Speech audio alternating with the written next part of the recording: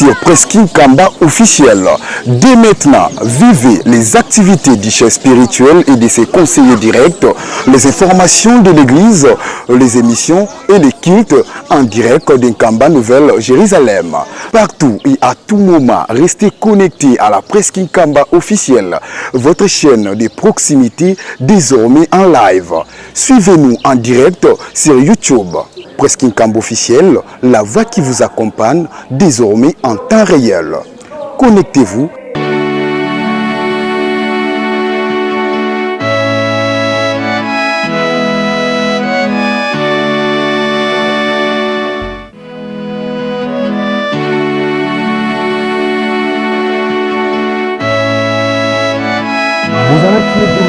La moment spirituel et scientifique, il y a pourquoi il y a Mokolo Malelo mardi 31 mars 2026 Batata Piba Mama Balandi après Presqu'île Kamba officiel to pesi bino lisusu mbote tozalaki na bino elongo na tongo mpona kosala bongo couverture ya culte matinal ya Mokolo Malelo shikaboye tozongi lisusu mpona maimatali bongo lisanga ya bilenge otolobi bongo na lopoto rencontre de l'union de la jeunesse qui mbangiste oyo esi ebandi awa na mboka Nkamba Yerusalemi ya sika liboso ya résidence ya tata mokonzi abule pe mokundi walengomba.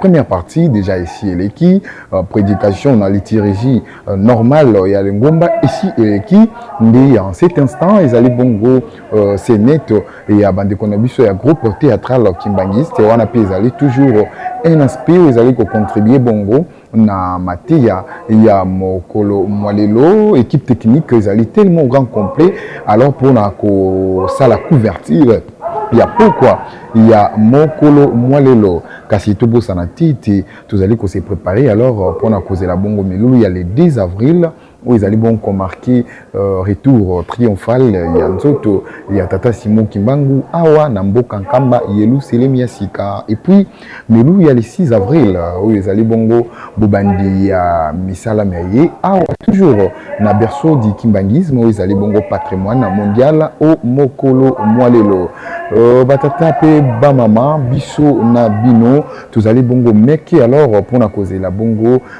koyoka liloba ya motuya ou ekobima Mokolo Malelo epai ya nzambe na biso tata molimo santo papa Simon Kimbangu kiangani okindaka Nkamba te okindaka wapi biso nyonso et surtout les fidèles kimbangistes regardent Abisso et Sénégalais à la bongo arriver vers les berceaux du kimbangisme où ils allaient source, où ils allaient renforcer bongo, ils allaient l'endis Abisso dans des consolations Abisso, ils allaient toujours awa na mboka uyu uta na 1921 changeaka bongo kombo et komaka Nkamba Yerusalemi et Yasika tokozwa bino mwa ngonga molaite pona kotalisa bino maimazali koleka alors liboso ya résidence ya tata mokonzi abule ndenge tolobi yango ete groupe théâtral kimbangiste ils allaient déjà ko lakisa bongo pamba te toyebi na lengomba moto na moto azali na mosala na ye oya kosalaka bandeko ya mouvement social de la sécurité kimbangiste tolobi ba soldat ya molimo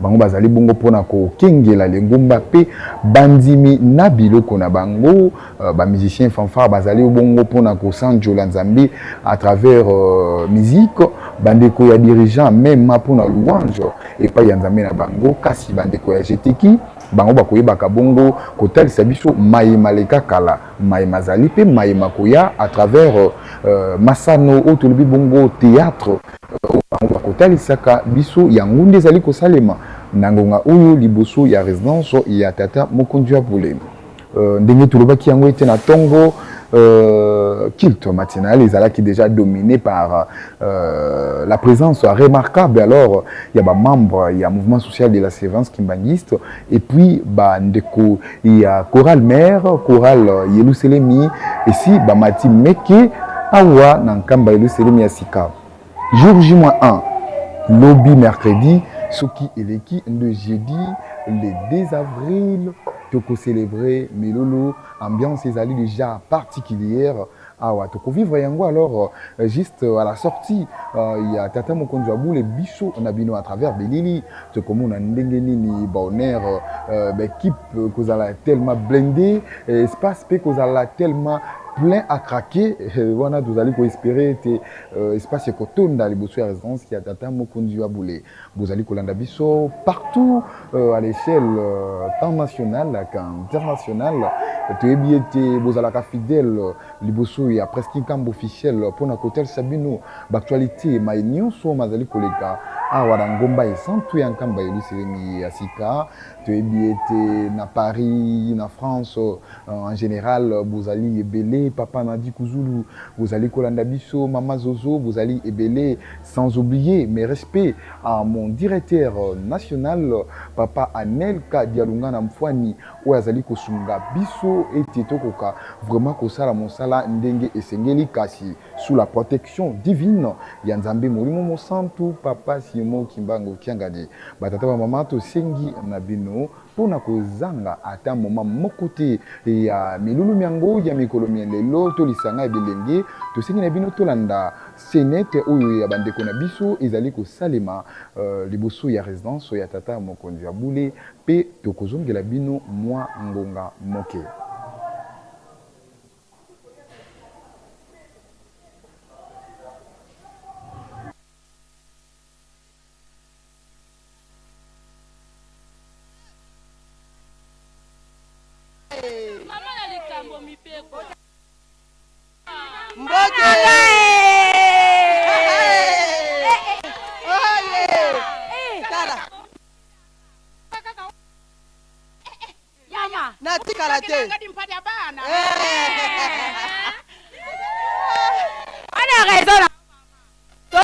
PDG. Siko. Donc, c'est on a zango, na moni bato santé, maman. Bato ya.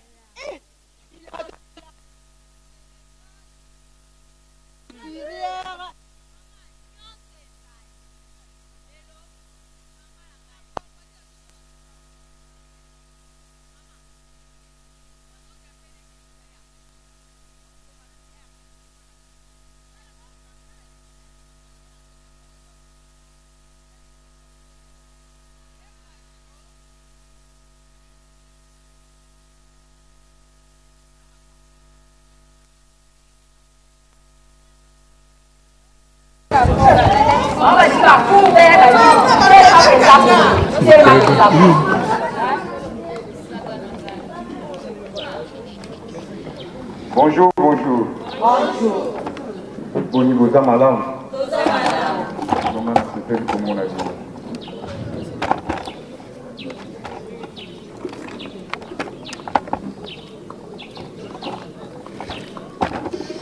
Ah, en tout cas, et c'est mon commun à Pino. Les lots, n'a pas été pour répondre à la ligne de Benganaki. Na venir autres gens qui sont surtout à. J'espère que les gens sont dans la bicyclette, les gens qui travailler, nous sommes tous en compagnie que j'ai à Coco. Vous allez à Coco. Dans le département, nous sommes. Ok. Il y a mon ami qui est Babou. Les deux ont réunion Moko Yaïsem. Pour la biso. En tout cas, j'espère tant que possible.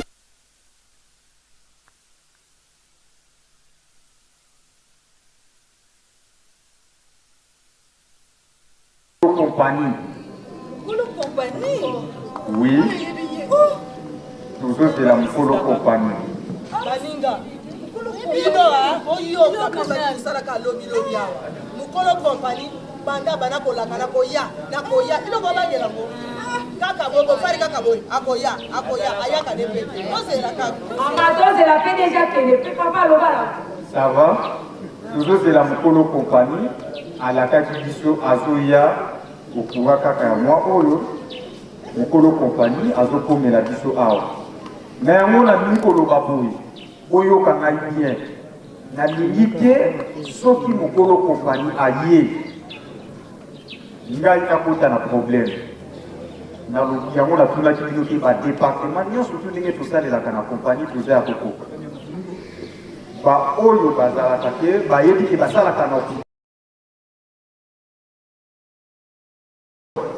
ba ya kobuka ne mona na te ba tableau ba bisi do ba biloko nyonso tout boye ba kobuka bato basalaka na babilanga boyeba kobongisa namona mpe eloko moko te oyo eza ya kobeba en plus oyo tosalaka awa nayoka teke mokolo kompani soki aye ata pembeni mutakende kobetela yo po mokolo kompani akoyebisanga oyo nakoyoka mokolo kompani azopesa mokongo boyeba ye mpe azolanda akolongwa akokende yango nazobenda bino matoi boyeba kobongisa babisika nyonso bon nazoyoka toyokana s'il vous plaît nazoyoka na porte kuna c'est comme si moto aza botala nano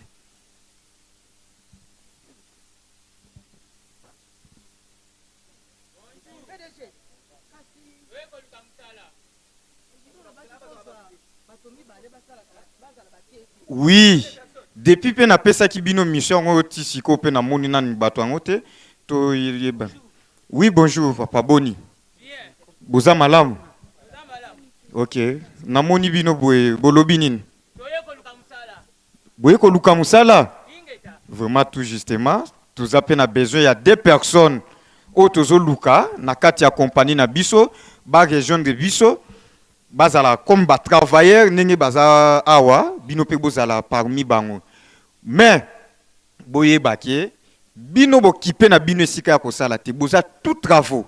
Merci. Bisika nyonso tu bokokota bokosala. Merci. Pona bino équipé sikati bokota partout bokokota bosala musala na bino na kimia. Merci patron. Toyokani.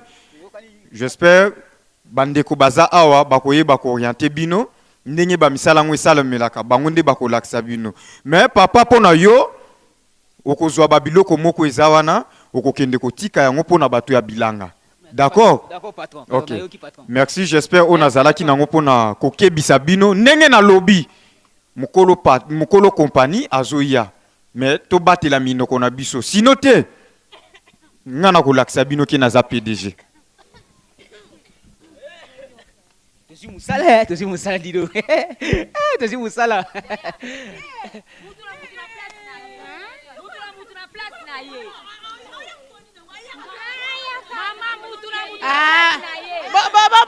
Bokende. Dido. Tozi musala. Mukolo compagnie azoya. Ngana za problème te ngaku nazana nga mutu bilanga. Sala kana ngana bilanga kutu kuna tala kaka.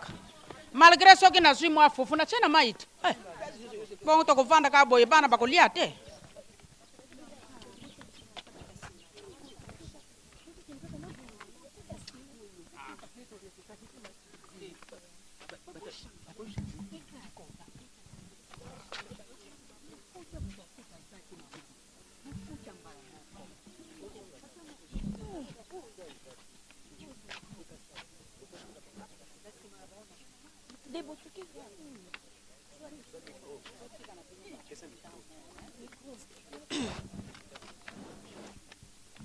Debo, yango mwana pena ebati to travailler en ndeni. Na yo pesa ngata compte rendite. Debo.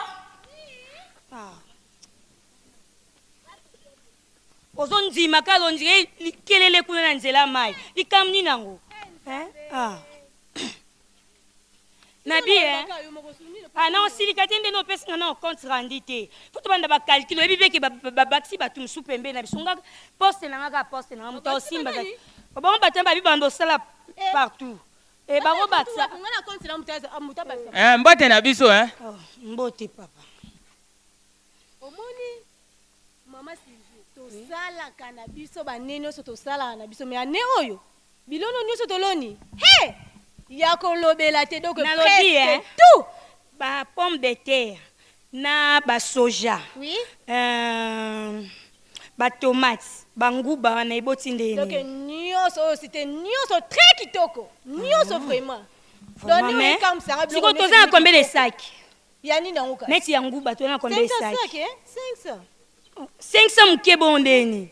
ndeti kaka soki na bosani ndeti ndeni bayaka na rapport normal yo zo hésiter moi pété nande kutu na bosani su nane ngana yeba photo bimisa esala 1250 ekasi yo keba ba 500 ndeni yo contrôle non msate non sina classe ki de nyonso biloko ndenge pesa mais problème est bon quota soja bimi combien 250 hein qui bon point 250 comment mesate le quoi oh wana eza 250 na 250 na compagnie fo longola opesa 20 etika mpo na compagnie 230 wana eza mpo na biso batravailleur oyebi ka nde tokabolaka mpo na nini soja wana mpe ocoiffe oyebi ka nde tosalaka loko lobi mwandambu moke ebele kote na biso ok osalaka calcul bongo yango wana nde tosalela ye ata kutu mokonzi ye etali biso te calcul na biso biso ndenge moto onyokoma na terrain wana biso ayeka biki kaka boye biso tonyokama wana etali ete ka nde tosalaka ebele mpo na biso oyo otemika babaki no soko oyo osala mosala otemika ozoloba no te nini bandeko na ngai bolimisa ngai tolimisa problème nino na ndenge bosali programme na bino wana programme na biso 20 wana mpona nini te bino bozwi yango mpona nde botindi na société bongo oyo ya mingi ekei na société na 2500 wana mpona nini bino bozwi kaka 200 wana obotindi na société te 2300 bino bozwa oyebi oyeka alobi oyebi nde bato basala calcul te yo namoni oyebi calcul te yasoaotikala te likam nini na biso likam nini biso awa tosalaka bongo koya na bacalcul ebele te obanda kotrouble biso na si nayebi biso awa ndeka tosali calcul 230 ya biso 20 eza ya compagnie oyo ngai alobi yango wana tosalela oyo ozoya nango wana eza makambo ya sika afo kotaka aboye apa na biso tosalaka aboye biso toliaka ebele kuna muke biso eza bongo merci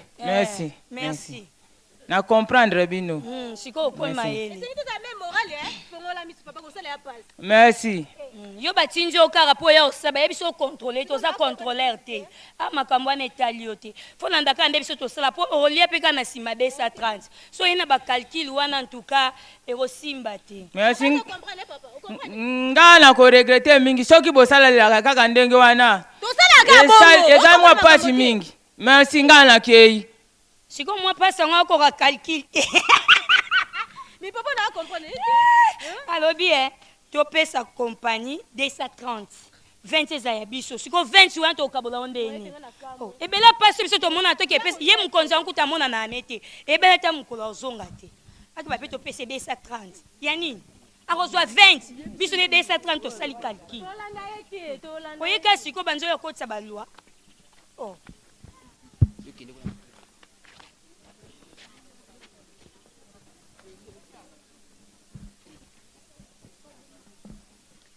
ingénieur obengi ngai yaka ngayo ingénieur yozaka nde mobulu nalobi boye biloko ekotaki yango nalingi nayeba saki ya sima eza combien 2500 na 2500 wana bino bozwa 205 bokabola 100 300 ekende kuna na compagnie 2000 wana nyonso na dépôt nanga toyokani babarre de fer eza combien ndenga nayebi te ye mta yebi no 1500 bon zwa 100 tia na compagnie ozoyoka nga bino bozwa 150 le reste botia na dépôt nanga nakanisi na silisi na ngai mpona bandako wana elingaki esila boyebisa PDG mbongo eza te moye tosala mosala eza te oyoki bongo ingénieur limbisanga pardon kolongola ngai te me nangi nalobaka ndenge olobi banombre ya basima wana babarre de fer banombre wana oyo olobi totia na dépôt na oyo eza mwa mingi mpona nini te oyo totia na nombre oyo olobi totia na kati ya compagnie yozwa comme ça oyo kozwa totia na compagnie olingo telemelanga te ingénieur yo ye kokuta bato moko munoko ngwa limbisa ingénieur Eh biso mbala suka. Biso ato travail à boy. Yo na pesa ko confiance. Moni muto ya robomela biso musalo. Moni na confiance na pesa ka yo. Hein? Oui, ingénieur. Technicien place à ça et la place allié là ka. 100%. Oyo kinga? Oui, ingénieur. Ça va. Ma to kutani. Papa yana balwa ne lorama ndoki moroba. ah bosalelaka nde boye ah bon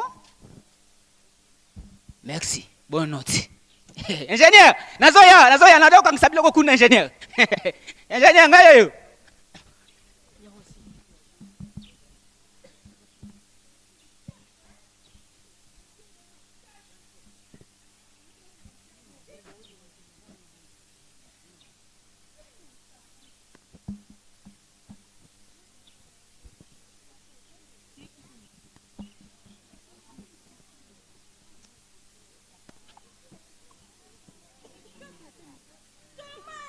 Oui.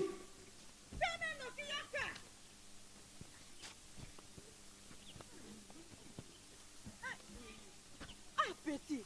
Kala wana pena depuis na tindaki yo. Thomas, mikolo to na mpia. Ko mona pia to na ngote. Toza na mpia kanebisa yo mikolo yo. Nazui demoko boy. Photo to fondé pan na courant. Vous comprenez? Il faut fonder pas na courant donc mikolo yo faut to kata courant. Faut mbo mais n'est-ce pas partout que soit OK mbongo $5,000 wapi ngo? Apesi pesa petit. Pesa. Mbongo. Nini domine ba pila na bino ka courant, bo sela ka courant, bo lamba na courant et tandis que biso to na ba mpiaka. Faut to kata courant, donc des abwe pas na ngote. Mais encore petit to bendi là. Ce qu'on des abwe. Maintenant les ongles ça courant.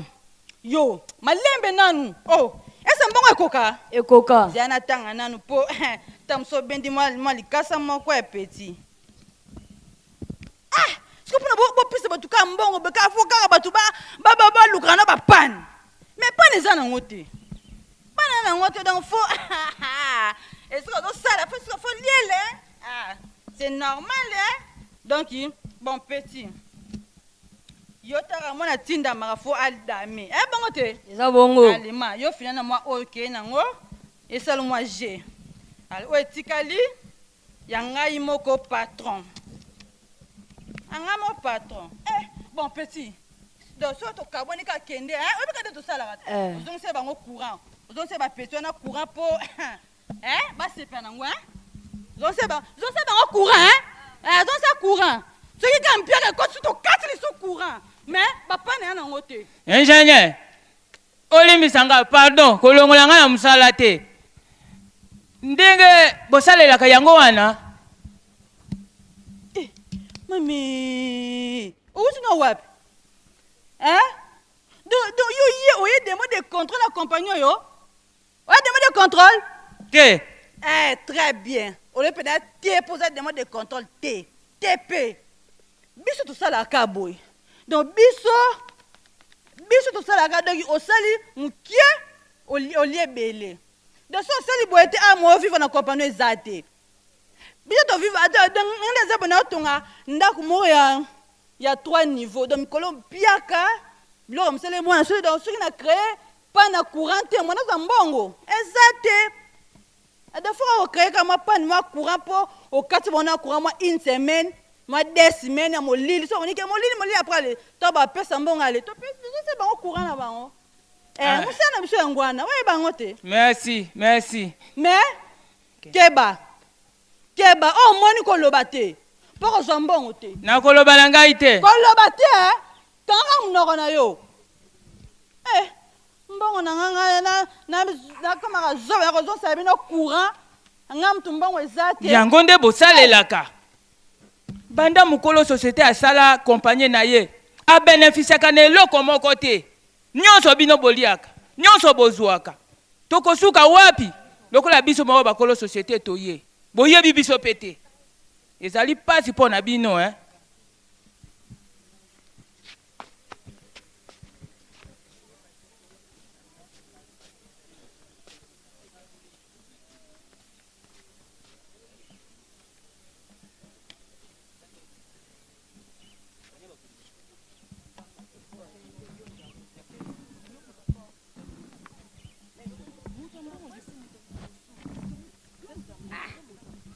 nasalaki mpe garde sikoyo nde naza ifale nakende nazozela mpe docteur aya kota koremplace nga azomwana mpe te sikoyo naosala ndenge nini so tokomi aka basete oyoka bata maladi babandi koya meme infirmier banda bakendeki kosokola ti sikoyo bazoya mama nzambe nakende na kote oyo ya kote mobali nanga asalaka batraite mwana oyo en tout cas mwana oyo vraiment nzambe mamunganga mama pesanga nanu kasi kiti navanda te mwana mama nini mama mwana moto fièvre moya malele mama vanda nanwa pesa mama vanda nanwa engage nini mama kasi mobali nanga papa asalaka wana hôpitali oza na fiche awa oza na fiche awa kasi papa asalaka wa talaka fiche mama ezala malembe oza na fiche awa tala fiche eza kuna mama tala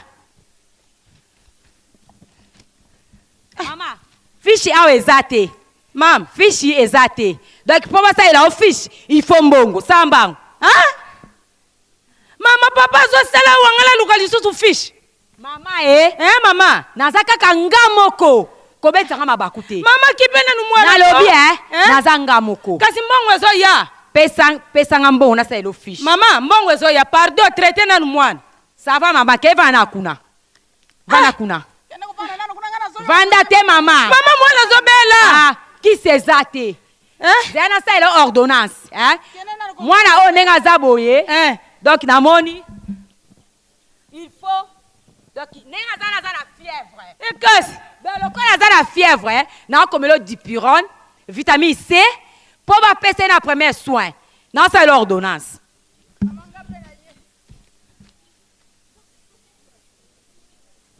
mama kesomela mwana kisi sambango kasi nga nazanga moko mama kende azosala wana kompani mama nzambe mama zwa ordonnance oko boye ekipe yo mama tala mwana ndenge akomi mama zwa ordonnance kende somela mwana kisi kende somela mwana kisi mama olobi nini mama mikolo oyo nyonso estoma pasi yango balobi na nga lokola kaka naza moto akopani na ya bopesa nga traitement mama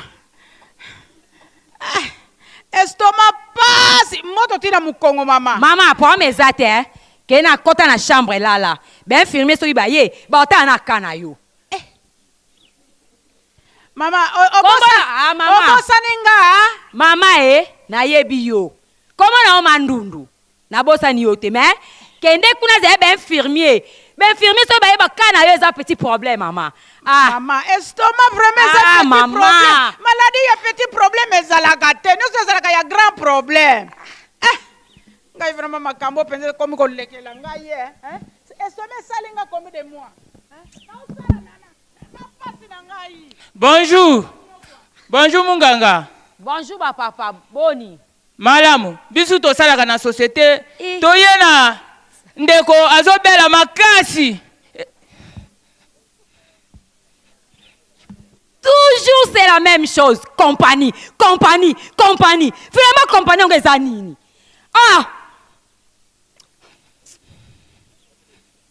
sikoyo olobi nini aza na fiche awa bafishi na biso nyonso ezalaka awa boye sava zaya na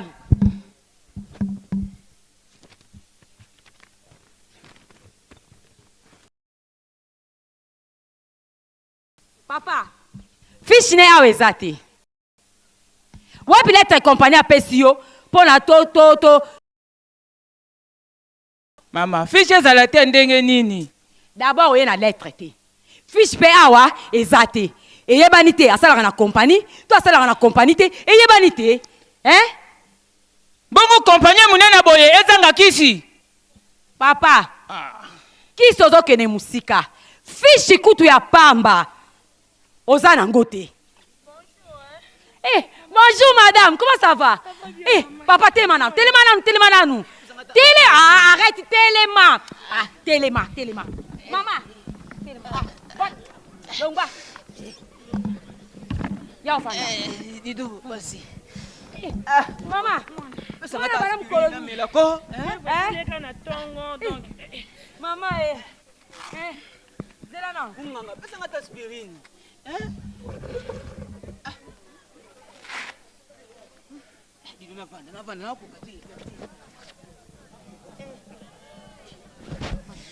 Mwana aza na fièvre, hein? Maman aza na fièvre penza. Eh, maman na ngai, comment na nani? Sarah. Ouh, Sarah. Mon bébé Sarah. Maman, fiche $10. $10. Fiche $10. Eh.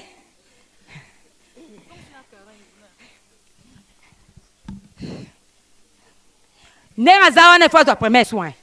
Hein? Bakisi nyonso tu esali lokola $70. Hein? Eh. Kende kuna pa ba infirmier. Kota ka na salle de soins wana. Ba pese soin maman. Eza na problème te maman. Hein? Eh, kobanga na ote. Tant ko bima boye na pale bo. Ça c'est examen makambo nyonso to comprendre hein? Ça va. Munganga. Yango nde bosalelaka lobinga na ye kotika kisha wate.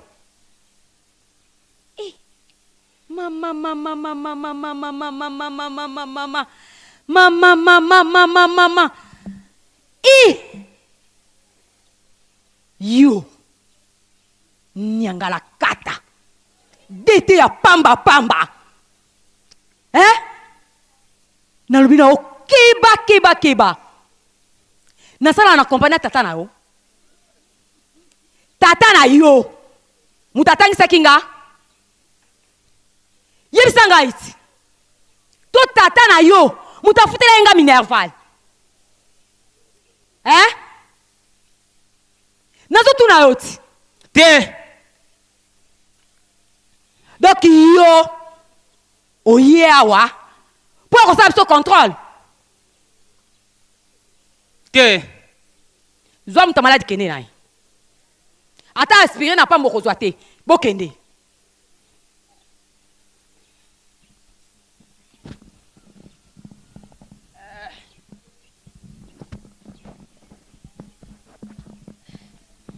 Mama Munganga. Atambu mama ya kisu kopesa ngate na mela. Papa ezate. Bisika basalelaka. Bisika balelaka. Ezate. Esika baselaka, esika balelaka, hein? Esika pe balelaka, esika pe kaba kangamelaka. Telema kuna. Mobile nga azosala na compagnie. Mama! Hey! Mama Munganga, mwana nga akufi. Mobile nga azosala kata compagnie oyo. Na tuni yo, hein? De compagnie oyo, pital oyo eponaka bilongi ya batu. Ubi eza ndenge nini? Mais soko za na mbongo, za na mbongo. Ah! Soko za na mbongo to za na nyonso, ozangi nyonso. Wow! Oyebi yango te? Nzambe! Mwana na nga akufi, mobile nga azosala kata compagnie.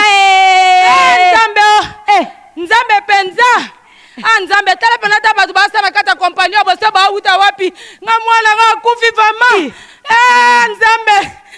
Nzambe vraiment bata mwana za bango tie. Mama, infirmier, mwana nga akufi. Mwana sio.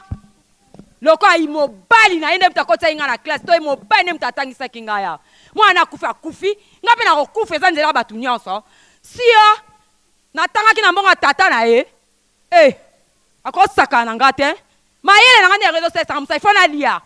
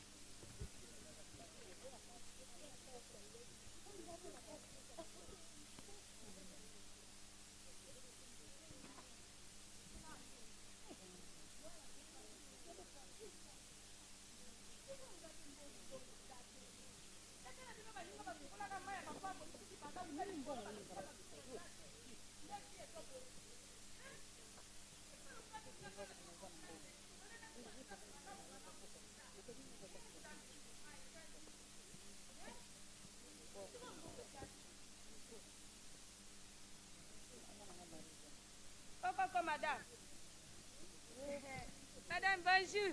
Bonjour, maman. Oza malamu, eh? Malamu, maman. Madame, na ye mpona kokomisa mwana na 5e. So nabosani te na 5e baplace eza su te bana da bakoki. Bana da bakoki na 5e. Bana da bakoki donc effectif eza da 50 donc moyen to bakisi eza su te mpo bana so baleki ebele esala bien te. Te moyen eza te mama, c'est la loi pédagogique mama. Bana bakoleka ebele te donc moyen eza te. Ah, mama koluka konégocier te pardon donc bana baza da ye bakoka. Ah, Nzambe. Vraiment. Sikona kusala ndenge nini kasi? Bana da bakoki donc je suis désolée vraiment. Bonjour. Maman na yo comme ça moi na 5e. Place eza su te. Place eza te poino. Bana da bakoki. Bana bakoki mais zwa. Bakisa likola nombre bana na bakoki. Ah wa. Bongo komisa ye. Kombo mona nani? Kombo na Mamponi. Mamponi. Bon, tout justement na busana ki hein? Na 5e be bana ba 49 etikala moko. Mama o surveiller ko mama yele. Yakana ke etiko na. Akoma pe mayele. Nazo bimisa mbongo ebele. Kende baba kotso class. Yo nini kasi we? Kende bako. Mama ninyo. Mama zwana mwana ngake class. Boke. Ke panda class. Otanga bien. Nazi ona ndaku na lambela fufu. Ah! Nzambe. Memokili ezotambola ndenge nini? Ngana ye lokola naza na mbongo te, place eza te. Oya ye na nsima na ngai. Apesi mbongo place esali nini? Emonani. Siko na yebi te mokili ezotambola lolenge nini Nzambe? Vraiment bolingo etikali kaka ya mbongo. Dikamte. Tokei.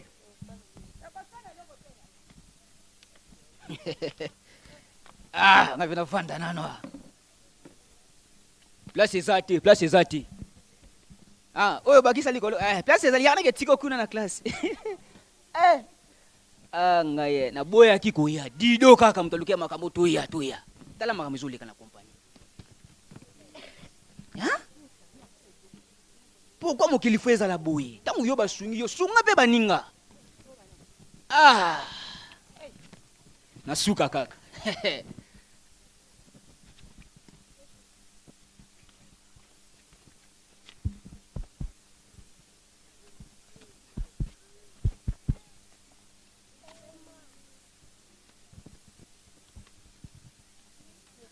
Patron.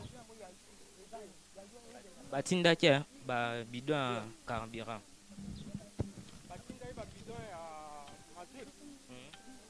Et y'a qui combien?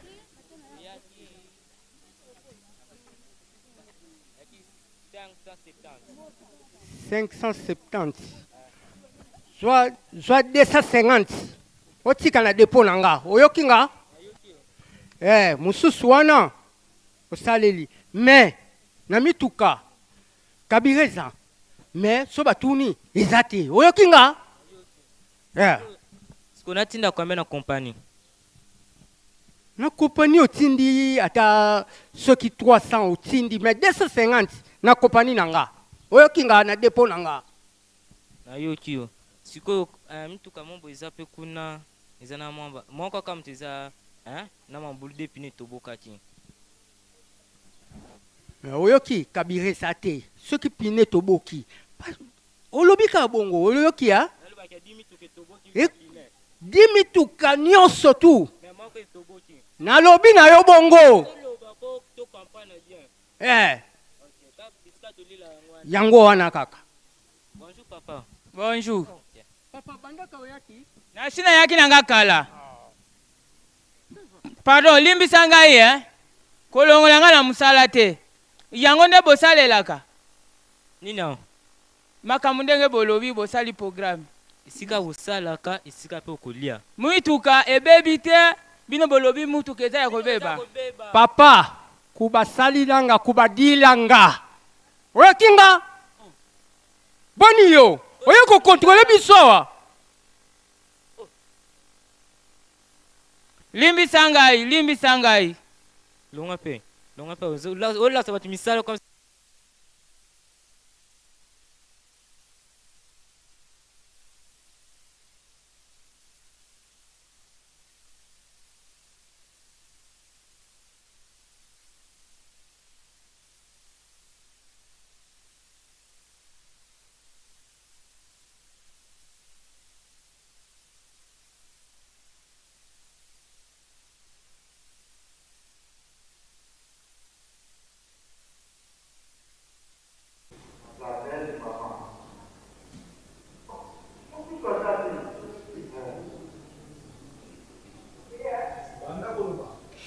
Voilà, tout ça qui a été présenté d'abord excuse Nabiso par rapport à cette perturbation, il y a connexion de la technique à ces aléas. Voilà pourquoi tes connexions et mais qui moi perturbé, il y a un coupure au niveau de la connexion. Kasi jusque là le technicien oyo banzambe ba pisa vraiment maele pona ko bongisa bongo mosala bazali ko bongisa kolanda singa moko na moko kolanda connexion ndenge nini bakoki ko améliorer alors pour vous offrir ba conditions moko ezali meilleures pour na kolanda bongo intégralité.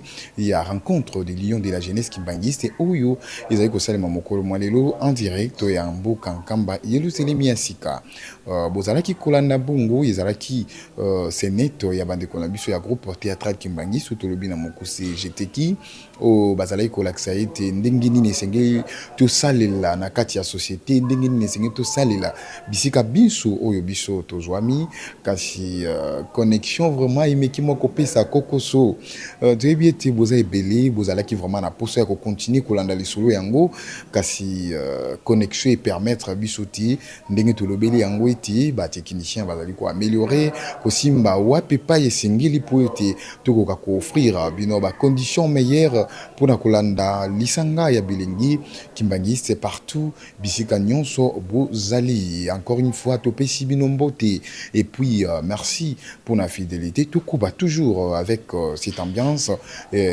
pour ete tokoka kozangela kata actualité mon côté il y a Lingomba à travers presque une camp officiel chaîne nabino des références sur YouTube izali kosunga po ete tokoka kolanda actualité nyonso relative à l'église, relative aux activités du chef spirituel, comme Dengue Toutaï Komonango, il y a maintenant 2 semaines que le magazine Info Kamba a été créé. Vous allez comme à travers magazine ou journaliste, on a bien il y a département et après ces informations qui m'a dit c'est Bazali que c'est mobilisé que ça là vraiment mon sala na bolingo nyon soit pour na kota les sabino bozanga moto azwa ata raison mon côté. Milulu il y a le 17 mars ndenge ba fiti c'est ba mataki bolanda ki yango Milulu puis il y a le 22 mars bolanda ki yango et là jour J-1, il y aura le festivité. Maintenant, il y a le 17, il y a les 2 plutôt, avril, où il peut s'amener la bongo la bande il y a un mouvement social de la surveillance kimbangiste et pourquoi pas Terbi Bongo le 6 avril. Maman na likambo date uyo ici donc uye botimbouma date wapepa i makambo nyoso to sangane le lo et bandandi le 6 avril cette année nous allons totaliser 105e année.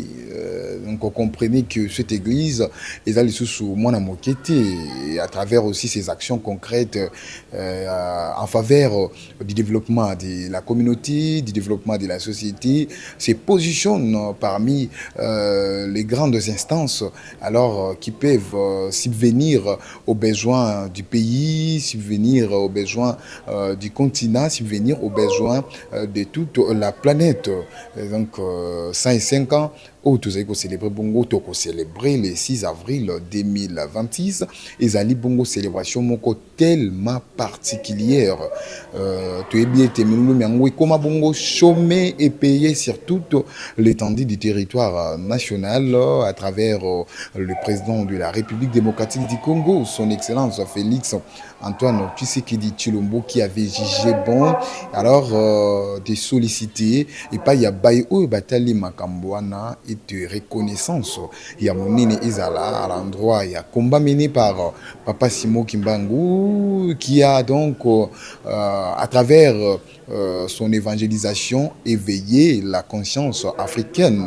Oh, les lots, le bien était et a commis vraiment na habilité à cause la macambonion a commis na savoir-faire, savoir vivre, ma compétences techniques zali macambonion et zali ko permettre moto mwindu asala de partout ici quand nyonso na bas faire des décisions nyonso. C'est grâce à Papa Simon Kimbangu Olinga te ndenge tokolobaka ngo à travers notre slogan ezali kaka ye kaka Papa Simon Kimbangu oyo lelo azali bongo na nzoto ya Papa Simon Kimbangu kiangani tolobi ete sans la reconnaissance de Papa Simon Kimbangu sur cette terre où il a subi des persécutions, sur cette terre, disons l'étendue de la RDC, la République démocratique du Congo, rien ne va marcher. Et Papa Denguinda le disait, il y aura toujours une personne de bonne foi qui viendra alors pour matérialiser tous les projets que nous avons initiés. Et cette personne aujourd'hui, c'est bel et bien son Excellence Félix Antoine Tshisekedi Tshilombo, à travers l'action. Oui, ils allaient bon concrétiser. Ils allaient comme on en a vraiment, même l'autre fois au cours du message délivré par Papa André Mbinza Kiangani, alors qui a été moto à moté, ma madame Yangoye, tous allez comme on a ici, Kawanato Sosola, la route, le chemin de la passion de Papa Simon Kimbangu, les travaux s'effectuent, sera dans quelques années ici macadamisé et aussi la journée du 6 avril est reconnue officiellement chômée et payée sur toute l'étendue de la République démocratique du Congo. Aujourd'hui, nous parlons au centre d'accueil Kimbangui, au Kassavoubou.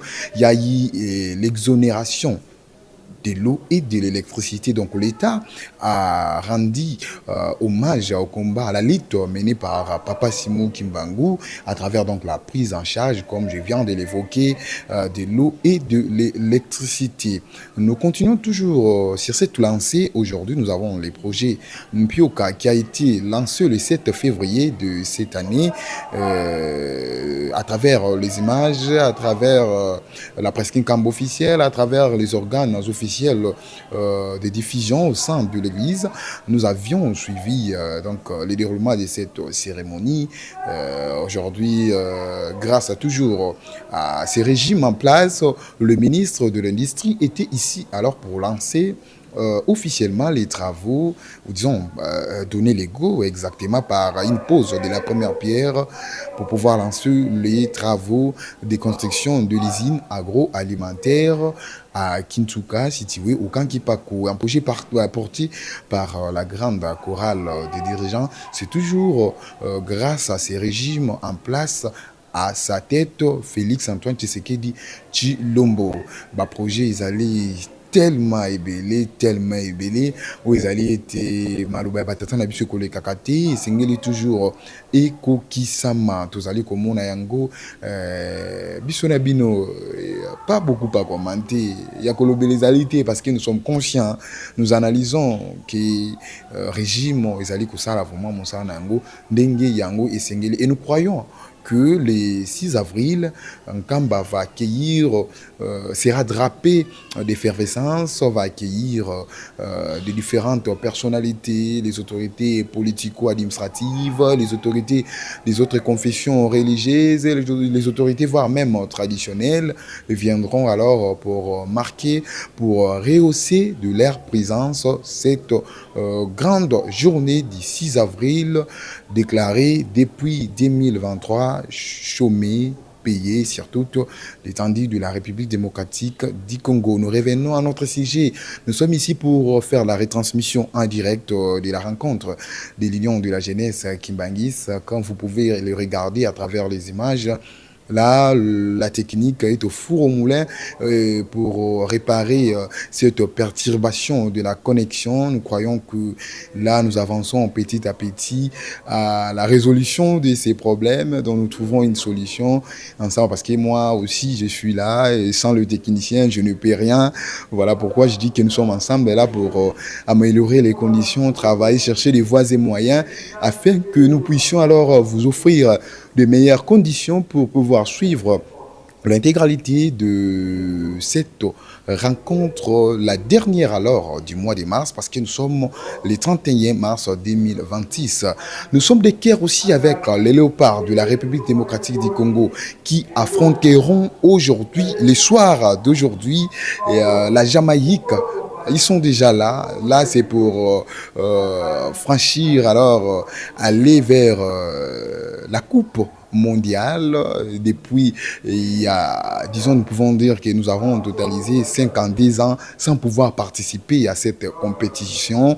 Et aujourd'hui, grâce à cette conviction que nous avons, grâce à la foi placée à l'endroit de notre dit Papa Simo Kimbangu Kiangani, grâce au soutien du président de la République marqué à l'endroit de ces fauves, nous croyons que la victoire est sûre et certaine. Nous allons vaincre, nous allons passer, nous allons cette fois-ci franchir le seuil, aller à la Coupe mondiale 2026. Nous sommes d'équerre avec vous, les fauves congolais. Courage à vous, les léopards. Et surtout, n'oublions pas, il y a qu'à soutenir Bango à travers des mots d'encouragement. Les foot, c'est comme ça. Nous disons aussi à tous les membres du mouvement social de la Sylvain Kimbangi, c'est qui nous suivent en cet instant. Et Nkamba vous attend. Nous voulons donner un autre mood à cette date du 10 avril, à cette édition 2026, montée massivement dans un but alors de satisfaire Dieu. Lorsque nous parlons de la satisfaction de Dieu, c'est une bénédiction pour nous en retour. Mais comment le satisfaire?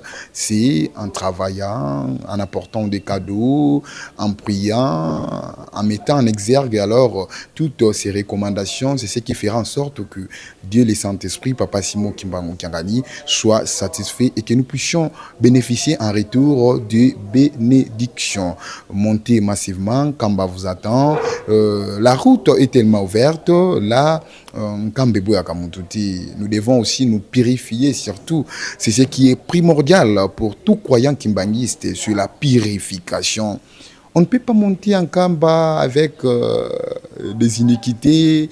Vous possédez pas mal des iniquités. Là, c'est pour venir faire quoi? Dieu n'écoute jamais la prière d'une personne qui ne s'est pas purifiée. Nous devons en premier lieu commencer de demander pardon. L'humilité précède la gloire et l'arrogance précède la chute. Donc, devant Dieu, il n'y a aucune personne qui est au-dessus. Nous tous, ces créatures, nous sommes en dessous. Tous en assez. Batata Peba Mama, comme je le disais, que là, la connexion maintenant s'est rétablie. Donc, nous allons alors vous laisser. Nous allons mettre d'abord une petite musique là pour savourer en gros. Et puis, nous allons revenir alors pour Nakotali Sabino. Suite, il y a programme parce qu'après ce théâtre, le programme continuera ou suivra alors les cours normal de Tosengi Nabino, de rester toujours connecté, de ne pas zapper, de suivre attentivement et surtout nous attendons les enseignements divins qui proviendront du chef spirituel, sa divinité Papa Simo Kimbangu Kiangani, certes qui sera accompagné d'une encyclopédie vivante. Cette encyclopédie vivante, nous parlons bel et bien du conseiller direct, Papa André Mbenza Kiangani, la bibliothèque vivante. Les grands historiens, Moutasimbi Bongo Histoire, il y a 5 mois, tu peux bénéficier Bongo, on a enseignement, mais nous n'oublions pas surtout de remercier la grande équipe technique qui nous tient en compagnie. Aujourd'hui, nous disons derrière les différentes caméras, nous avons M. Patrick Mokani, nous avons M. Eden Mavandou. Pourquoi pas aussi vous signaler l'accompagnement technique de M. Makanda Goufeta. Et là, la régie finale, c'est grâce à l'infatigable, les infatigables, parce qu'il n'est pas seul, il est accompagné. Il y a d'abord Papa Landou Alfonso. les grands combattants. Il est là toujours au four et au moulin pour vous partager, vous faire part de tous les événements qui se déroulent ici dans le berceau du kimbanguisme. Aujourd'hui, il est accompagné avec Monsieur Redi Loumanisamo. Redi Loumanisamo, les grands techniciens. Là, à la sonorisation, nous avons aussi le directeur technique adjoint, Papa Paulin Kaloumani, est là pour assurer la sonorisation, sans oublier Papa Emani Mafo.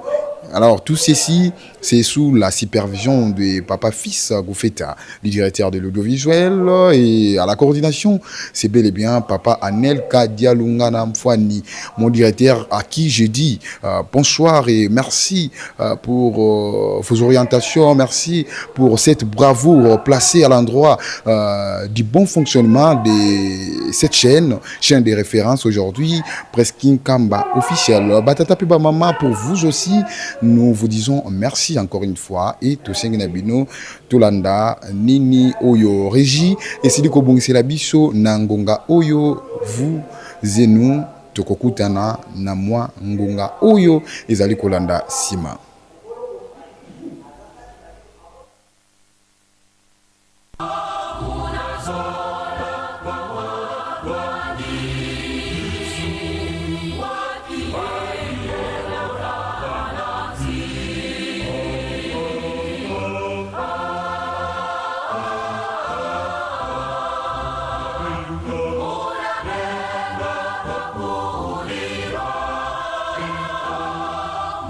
That's all.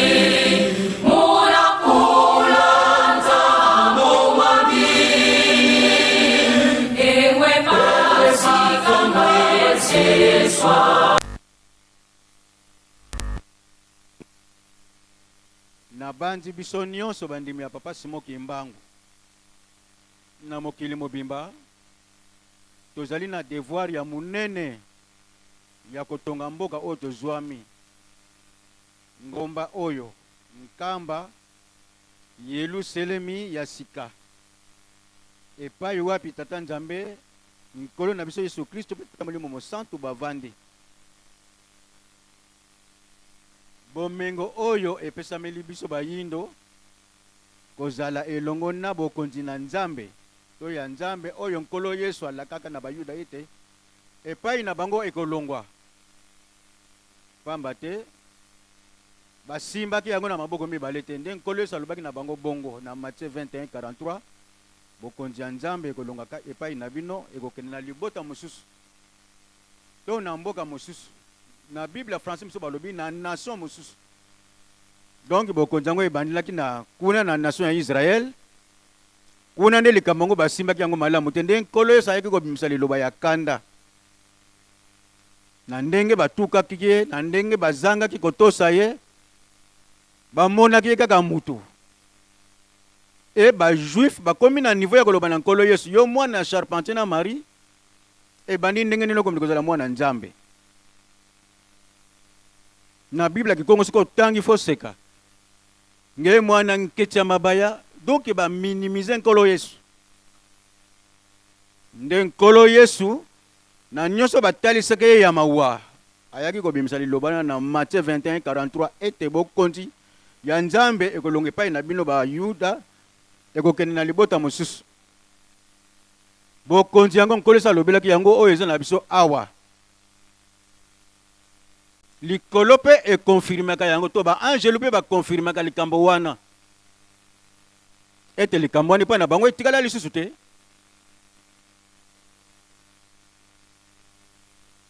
ba angelo balobi yango clairement bapesi confirmation ete bokonzi wana eza na mboka oyo ya RDC bokonzi ya likolo ekita kati na mokili ya Kongo Nzambe tata Nzambe mwana Molimo Santu bazali kati na bino kasi Kongo ozali koyeba te kofinga kotiola donc biso pe ba Congolais ya RDC nde ba epengle mboka na biso RDC ete bokonzi yango yaki na mboka oyo. Mais totala parcours ya papa bakomesa ndenge bazalaki na biso elongo. Kofingama, kotiolama, kotuka. Surtout papa dange na balatsaki ye ba injure nyonso. Bato bakomi na niveau ya kofinga papa dange na vampire. Totanga kango na journal. Papa dangenda na Kimbantike, papa dangenda na Nyonga.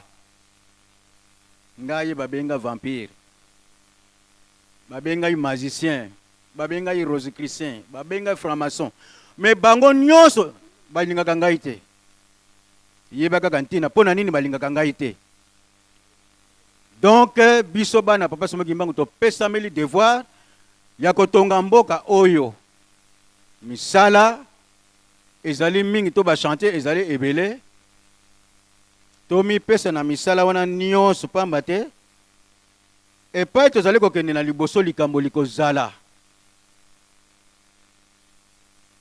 Nde yango wana basengi na biso totonga mboka oyo. Botongi ya mboka oyo ntina na yango nini?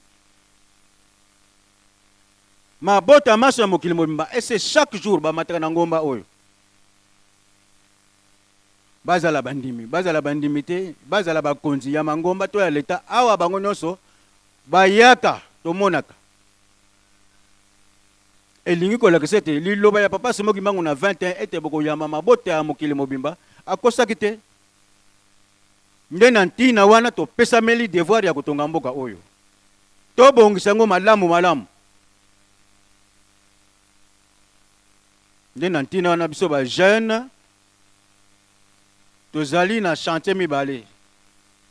Nzanza bisadi pe misala esila te.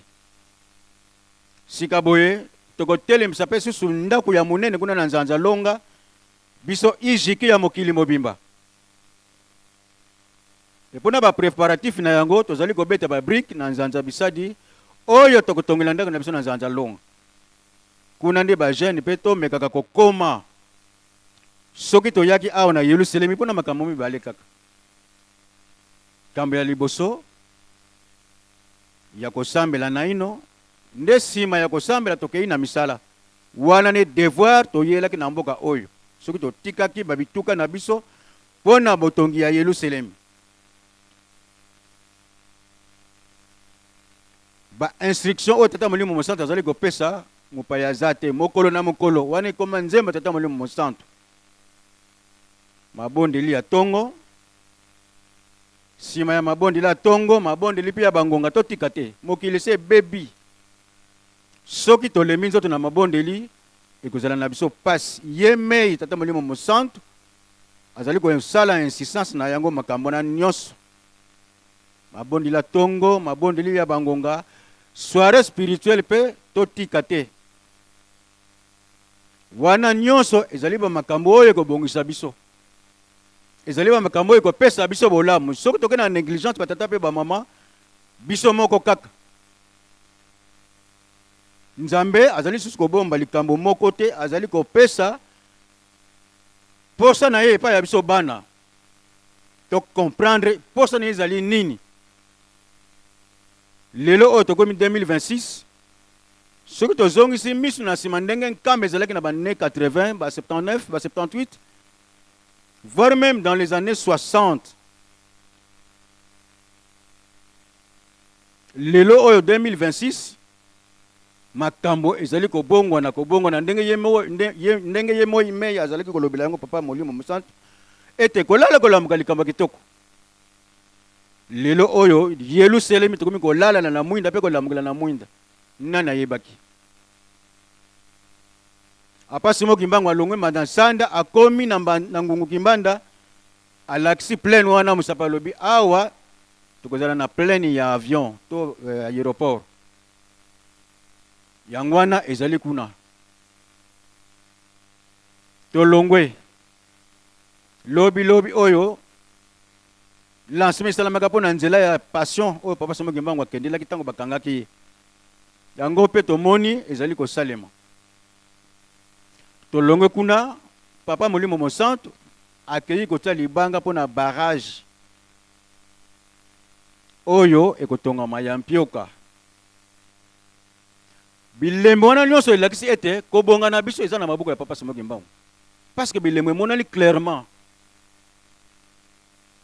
Donc tomata tokita ezala mutu aza mondimi to mondimi te. Mingi bamonaka akune pa ya Kimbangu tokozwa nini. Tata Molimo Mosantu alimisaka ni kaka bango. Ngonga na bango ikokoka bakoyaka bakokende wapi? Ndenge papa dangi nazalaki kolobelango. Okokende wapi yo mutu mwindu balabali zaka kamoko. Sokoza na lingomba nini lokolo na poso moyindo nzambe na yo ye oyo.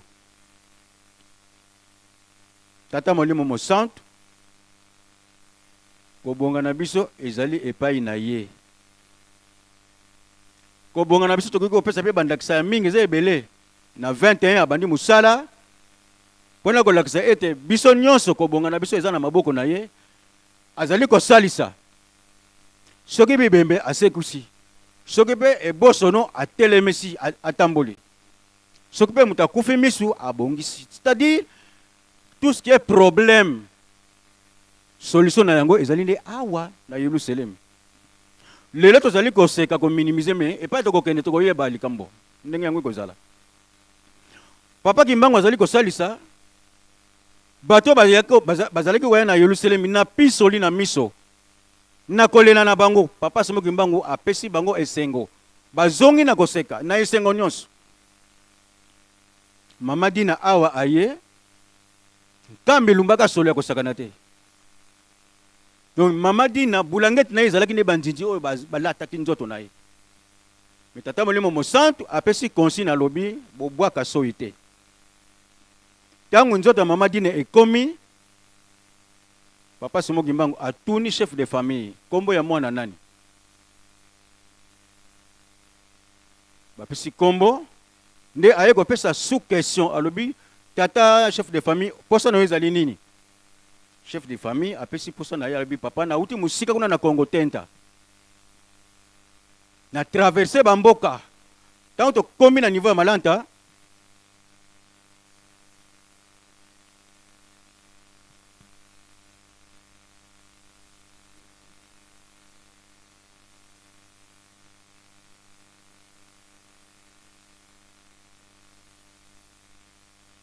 esengami urgemment na bana jeteki biso banso tokene na côté ya temple kuna comme ça bokuta na bino nyonso kuna ezali na urgence ayemi Tata Molimo Mosantu bokende ko se retrouver kuna na temple bakomi awa alobi chef de famille epa ya Papa Kimbangu alobi na ye alobi papa na uti musika tango tokomi na niveau Malanta population Malanta basengi tokunda mwana nga na yebisi bango ngabina kokunda mwana na nzela te na kokoma na nkamba epai bibe mezali kosekwa. Donc Mama Dina na kati na kipoyi bakangi mutu na ye na singo babenga kampunga na Kikongo po mutu ezali gobina ba oyo bamemaki Mama Dina na chipoyi mai ya ebembe zotangela bango na nzoto bakangi motema baiti awa wana tozali kolobela mopesi ya solution de Tata Molimo Mosantu Papa Simoki Mbangu ye waza na biso lelo pona authenticité kaka nde babakisaki kombo ya kangani nde ye kaka wana Papa Simoki Mbangu tango nzoto Mama Dina ekoti na kolini oyo batata pe ba mama bayindo to sosolete nzambe na biso ye oyo Tata Simoki Mbangu toke de gauche droite te bamindele bamonaki musika bayeko sopela biso ba mangomba na bango boto yeba likambo oyo te pona ngonge kei tolinga kuto exploiter so ba document moko tozalaka na yango pona kotelisa ete mundele alingi mutu mundu tazana na likambo ya malamu nzoto ya Mama Dina ekomi chef de famille apesi posa abi papa naza na posa mwana na ngai akoka kobika. Papa Simoki Mbangu asali musala na ye asekusi Mama Dina mbala moko apesi ye kombo abi kobanda lelo kombo na yo Dina Nzei. Papa Simoki Mbangu alobi na mama elenge mama nani Mama Dina alobi okobala pe okobota. Papa Kimbangu ominisien alobi na mama Ndumba wana ke okobala pe okobota ekokisamaki Mama Dina bazongi abala pe abota ngolo mosusu toyambaki bana na ye awa topesaka bango mbota awa. C'est pour vous dire biso banso bayindo quelle que soit votre confession religieuse. Nzambe na biso ye oyo. Papa ye moko pe alobaka yango ke bana nanga mingi bazana no libanda. Alobaka yango. Toyokaka. Donc mwana ya Afrique tozala na esengo. Nzambe na biso nde ye oyo apesi biso devoir ya kotonga mboka oyo. Pona koyamba mabota maso ya mokili mobimba. Batu bakoya. Lelo oyo soki ba fete koti ba problème ba protocole ba komaka na mituko so pona nini bandaku nanu penza to kokisite. Bandaku ezana no muke ndeto mi pesa na misala ya botongi Yerusalem pour que to sepelisa tata molimo mo santo. Mokili bakoya. Koya kotala Nzambe. Batu bako sutuka Nzambe zaka na mokili oyo azana mboka nino na RDC, hein? Ya solo wana bako pakata bakoya. Nde esika papa nangi na tikela biso passage biblique ya Zacharie 8:23. Imangisme oye. Chapitre 1 toyoka te. Chapitre papa nangi na tikela biso toyoka te. Zacharie chapitre 8 verset 23. Elobi nini? Tango mokili bako sutuka ete bayoki sango Nzambe azalaka awa na Afrique. Na Afrique na mboka nini na RDC. Bako luka bakimbangiste. Chasse na bakimbangiste bako simba biso na songa bilamba. Maloba na bango ezali boye. Toyoki sango ete Nzambe azali epai na bino. Mema biso epai ya Nzambe na bino. Kimbangiste tomi bongisa. Makambo ezali matata. Tango tozali Yakobo manzoto pona kotonga nkamba. Tata molimo mosantu azali na posa tokende mbangu. Mukolo mosusu alobi na biso alobi banzoto boza nango eza banzoto na bino te. Nga na lingina tourner page. Pour être banzoto na bino ekoma lokola muta ke poto. Un mois après tango kotindikela bino photo, mutu a 20 minutes ngulu. Tata molimo mosantu alobaki bonga alobi posa na ngai boza na banzoto lokola batu ndenge bakendanga na poto. Na lingi to tourner page oya makambo pasi kolela. Mais pona kolongola kolela wana ye asengi na biso devoir ya kotonga mboka oyo. C'est pourquoi ba jeune tomi pesa pona ba programme nyonso ezali ko pesama. Lelo oyo tozali na ntinzani international. Bango ba chef de camp bazali na information nyonso na canal ya communication tozali ko sala makambo na nyonso. Bazali au courant pour que to koka ko bunda pe na mokolo malelo ezali pona programme bénéfice na biso moko. Izani na préparatif ya kotonga nzanza longa na préparation pe ya le 4 août makambo nyonso eza na 4 ndenge direction générale esalelaki programme makambo nyonso ke nzela moko na kotonga ndako na biso na nzanza longa na kobongisa pe makambo itali miluno na biso ya le 4 août ndenge ngo ezalaka momesano na mobu nyonso.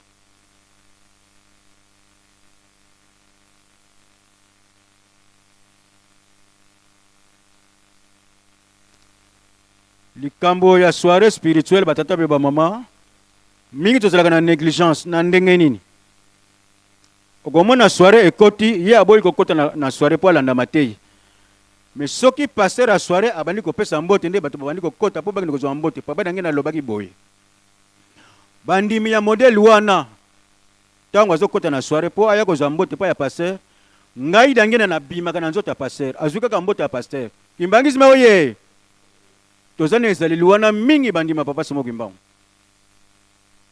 Heureusement Nzambe azali kaka kolakisa biso nzela oyo tosengeli kolanda.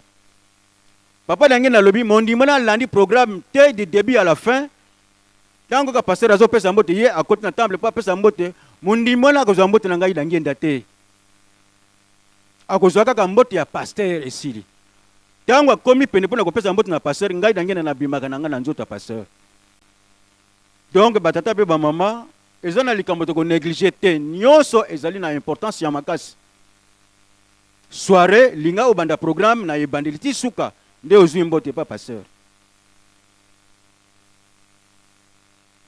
Nyonso wana ezali ndi pona kopesa na mayele pamba te tozali kaka koteyana mais ezali na mokolo papa lobaki alobi ba porte ezali nano ya kofungama bato tokota tolanda mateya tata molimo mosantu.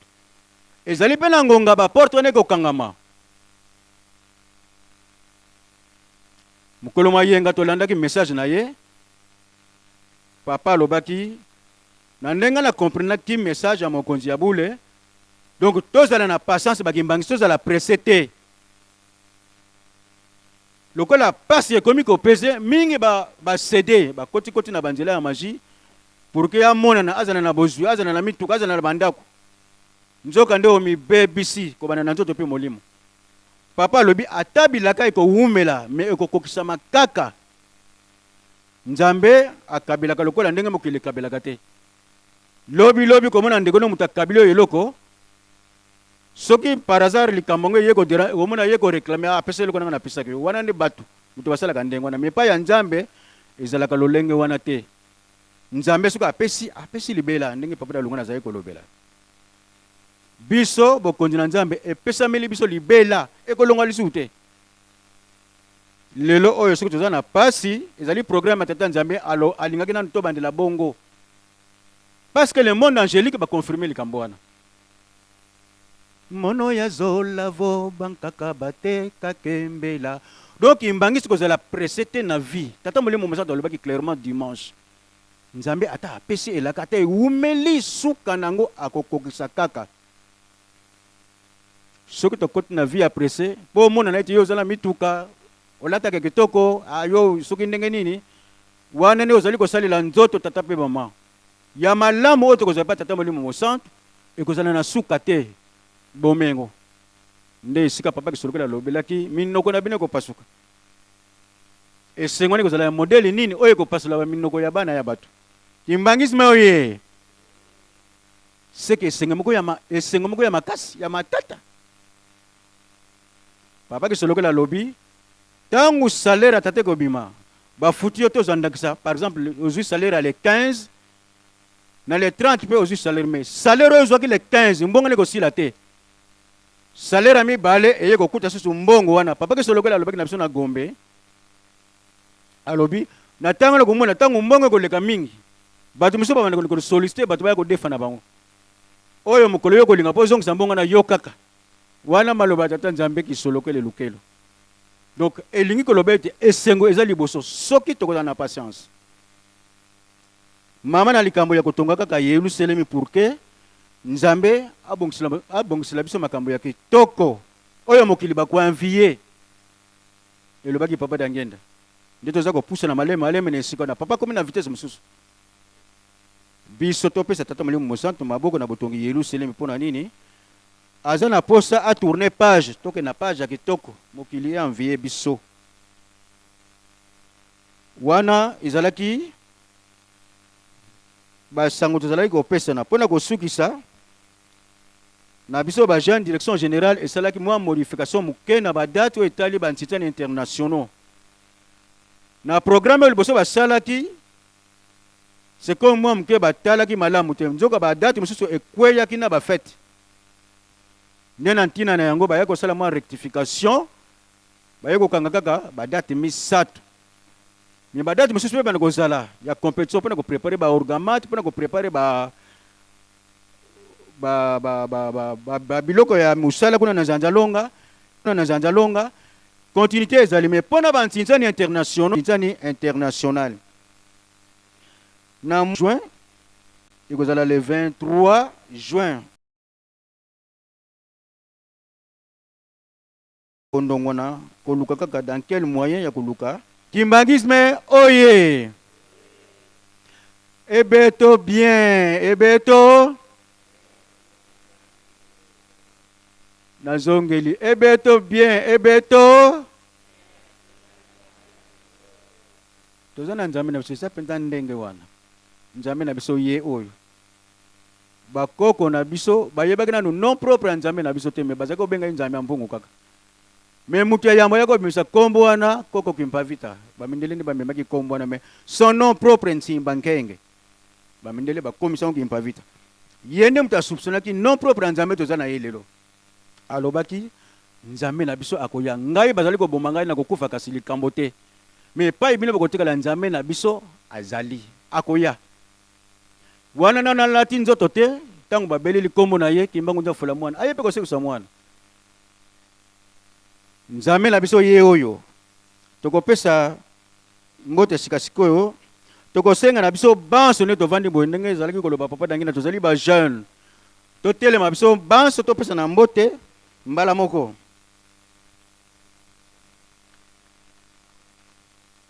Biso banso tozali bilenge na kati na yamba ya papa Simoki Mbangu ezali ndenge wana tobongisa maboko topesa na mbote na kombo na tata mwana mpe tata Molimo Santo na kombo ya tata ya mwana tokoki na biso kovanda na kimia tokosenga mpe kati na biso soki bazali bandeko ya mangomba mosusu soki baza na biso elongo bandeko botelema biso bandeko topesa bino mbote le non kimbangiste soki baza kati na biso batu ya biyamba mosusu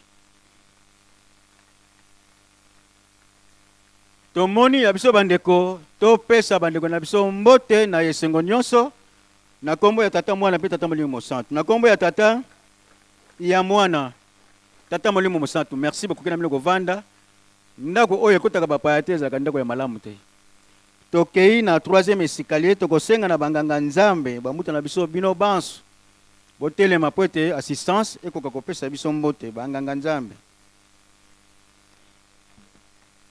topesa banganga nzambe na biso mbote onkombo misato ya bule na kombo ya tata mwana tata Molimo Santo merci beaucoup tokei mbala moko na collège tokosenga na bamuta na biso ya collège tokoka kotelema po ete biso bana tokoka kopesa bino lokumu ekoki na bino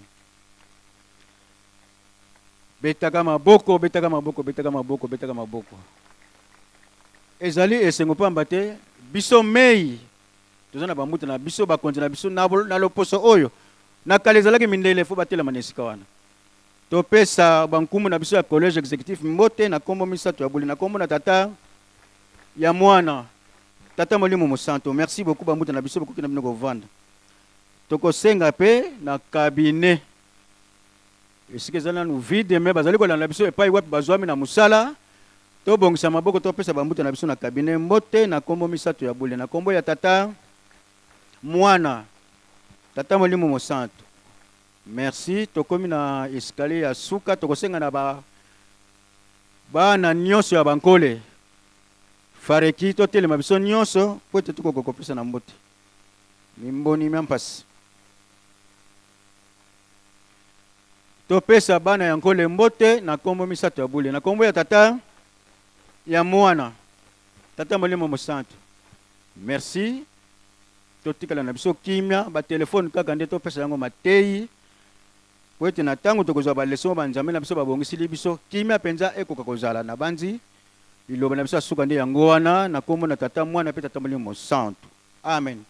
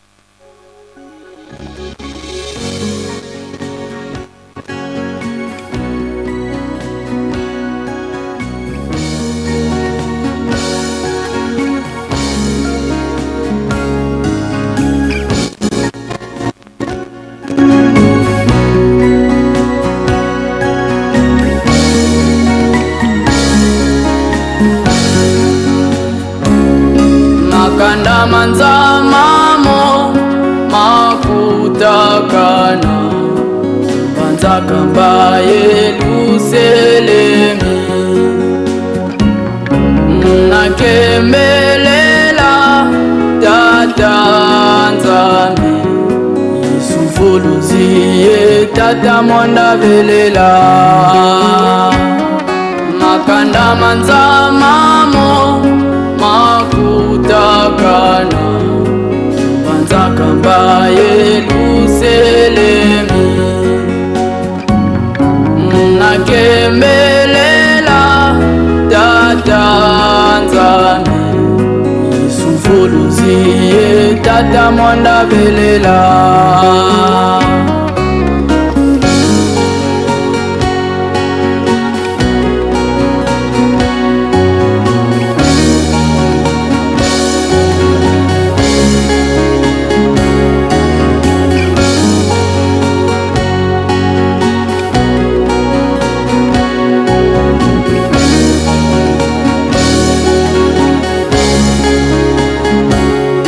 makanda manzamamo makutakana banzakamba Yerusalemi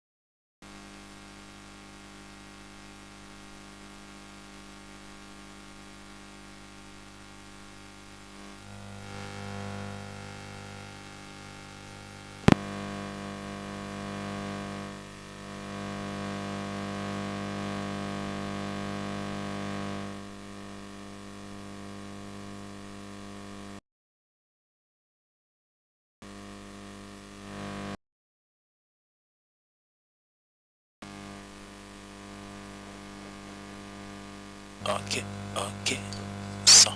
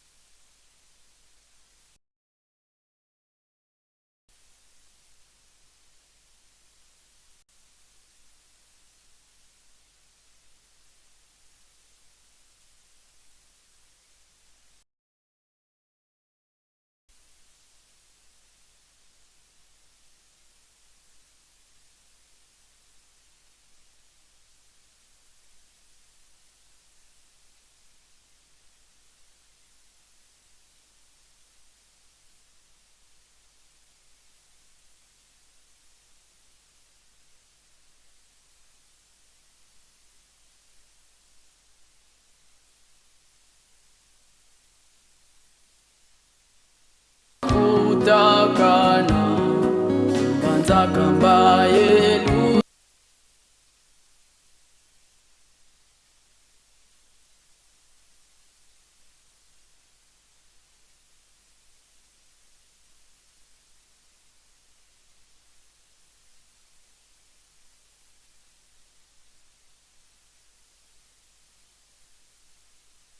Akana Banzakamba yelu selemi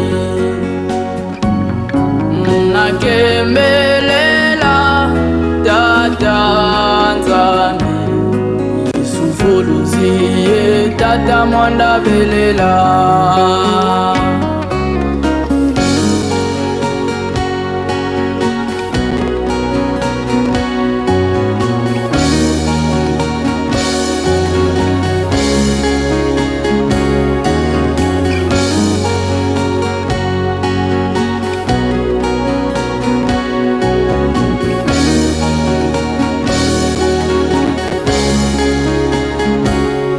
Makanda manza mamo makutakana Banzakamba yelu selemi Nakemelela tata nzambi Isufuluziye tata mwanda belela Makanda manza mamo makutakana Banzakamba yelu selemi Nakemelela tata nzambi Isufuluziye tata mwanda belela Wautilu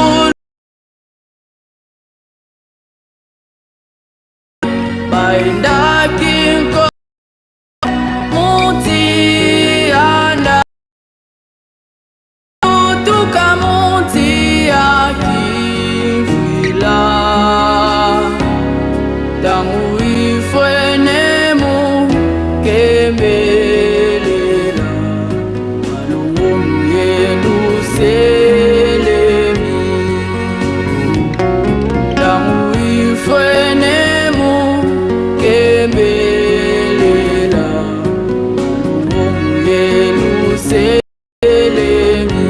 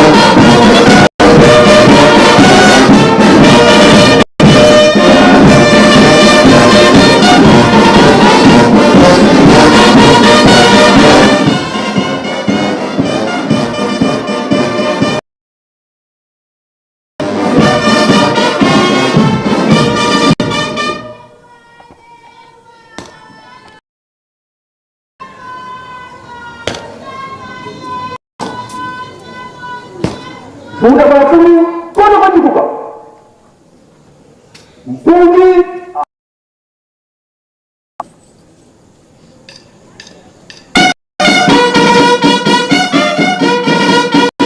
lu tutumuka. Tindu. Bukuna tindu.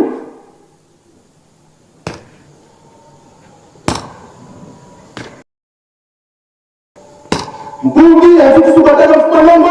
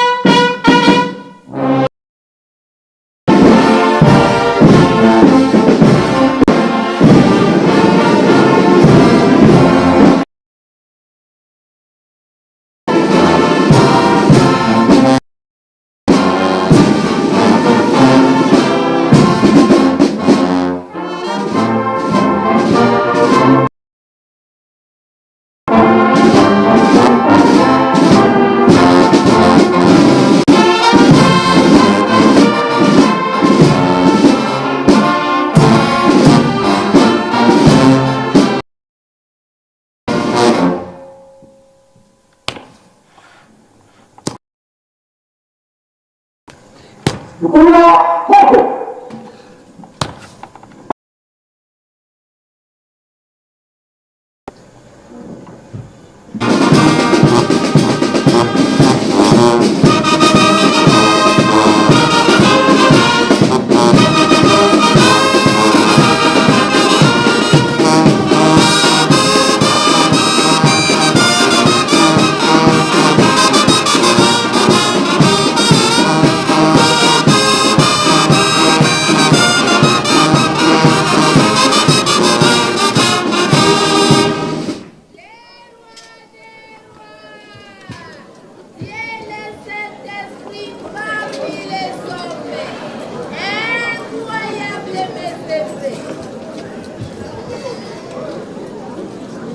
Na Congo ya kama na pita tamule mosanto. Kimbangisme oye. Kimbangisme oye. Kimbangisme oye. Oye, oye, oye. Espoir du monde, Église universelle. Nkamba oye. Nkamba oye. Nkamba oye. Oye, oye, oye. Yerusalemu diampa dikundanga tata nzambi fumu yisu ye tata mwanda velela. Bajen oye. Bajen oye. Bajen oye.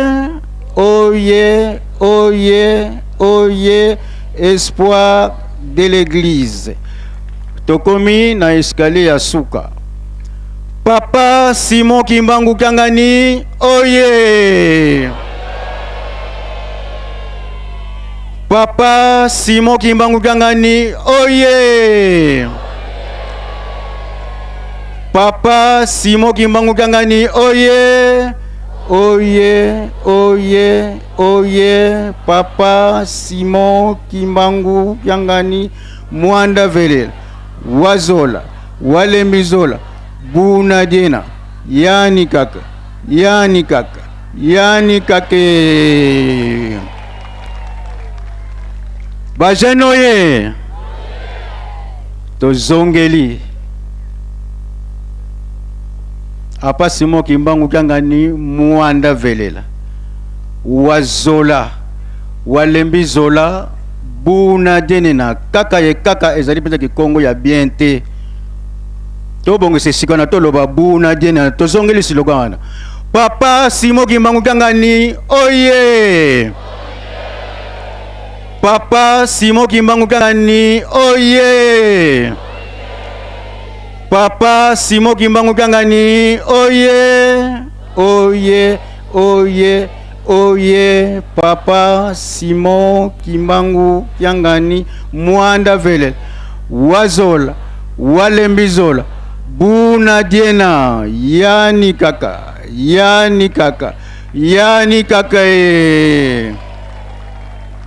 Bangala Bele Bing savu kabata kondelela kaka na Kongo na tata mwana pe tata mali mo centre Yamboto introduire ndenge tokosala ntintani na biso na mokolo malelo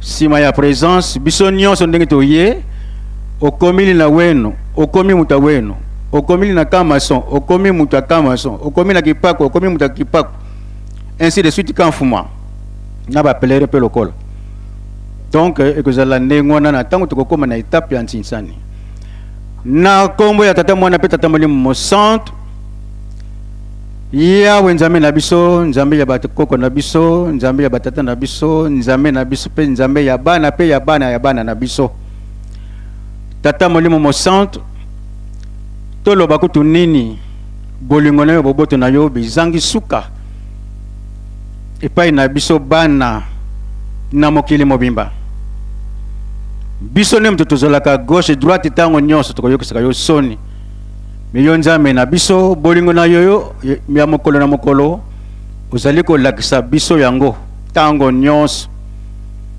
na ntina wana papa il faut tozala reconnaissant ya kopesa yo matondi ndenge pe mokili mozali kotambola na mokolo malelo tokopesaka matondi mingi epai ya nkolo na biso Yesu Kristo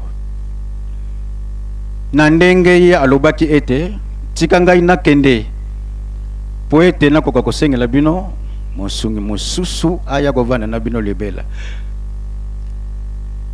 na ntina wana nkolo Yesu mpe akoki na lokumu pamba te soki ye te na ndenge mokili mozali kotambola na mokolo malelo epesi solo pasi bato tokomi lokola banyama na etamboli bamantali ya bato ekomi lisusu ya kibomutu te nde na ntina wana tozali kozongisa matondi ya mingi epai ya nkolo na biso Yesu Kristo ndenge atalaki liboso bamaye kotonda bingo nyonso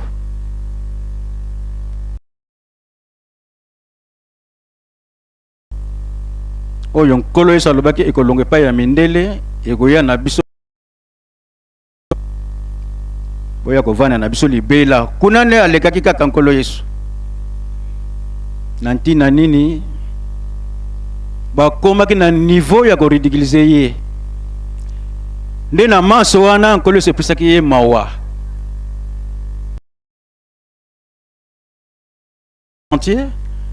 na mama Marie bandeko na toyebi bango na Matayi 21:43 ete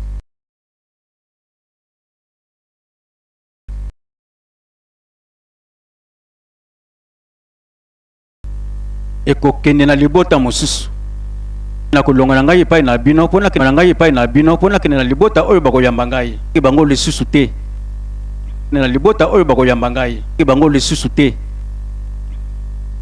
nde bokonzi yango kuna nkolo Yesu alobaki malamu ete nakolongwa na ngai ayo epai na bino nakokende na nation mosusu ba oyo mpe bavandaka na lola bapesi confirmation likambo yango bokonzi ya likolo ekitaka tina mokili ya Kongo dakotiola Kongo sosola ozali mboka ya bilaka ba angelu bateli biso ba congolais tokoka kososola tata molimo mosantu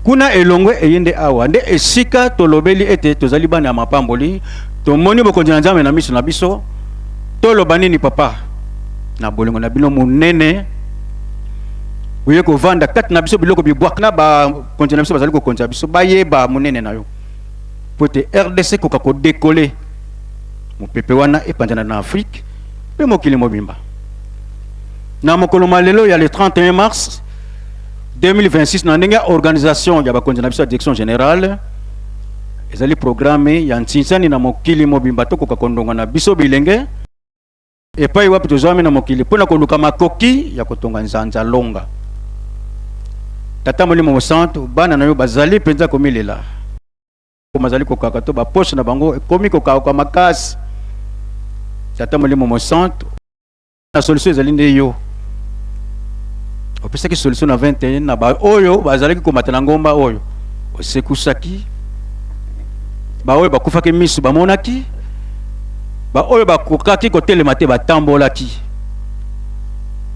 bokono nyonso na kombo na nkolo na biso Yesu Kristo bika na yo elakisi ete ozali mopesa solution bana na yo na mokili mobimba bayambi liloba na yo ya kotonga Yerusalemi mi maboko ya bana na yo to bapoche papa yoka maotalela biso likambo yango na kombo na Nzambe tata mwana pe tata molimo santu amen. Pas de la ville où ils ont fumé la loi de Syrie.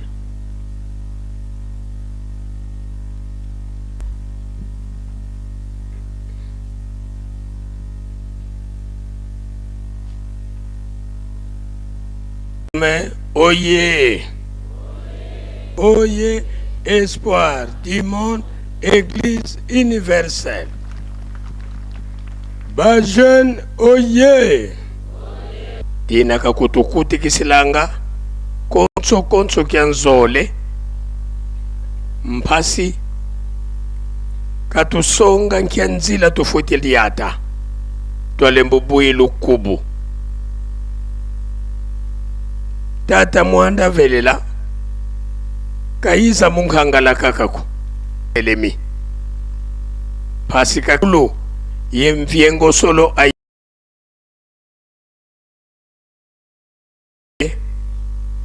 mbangi ya ntete ya kimona meso mweni mawonso nomoka mungonda tanu masemeto bayizivwanda mukati kwa Yerusalemu mukutukubikila mumvu wafunda limosi nkamavwa yelunana yevwa tulombele kwa sedi yetu watutela mana beto bana tokuvana kiambote.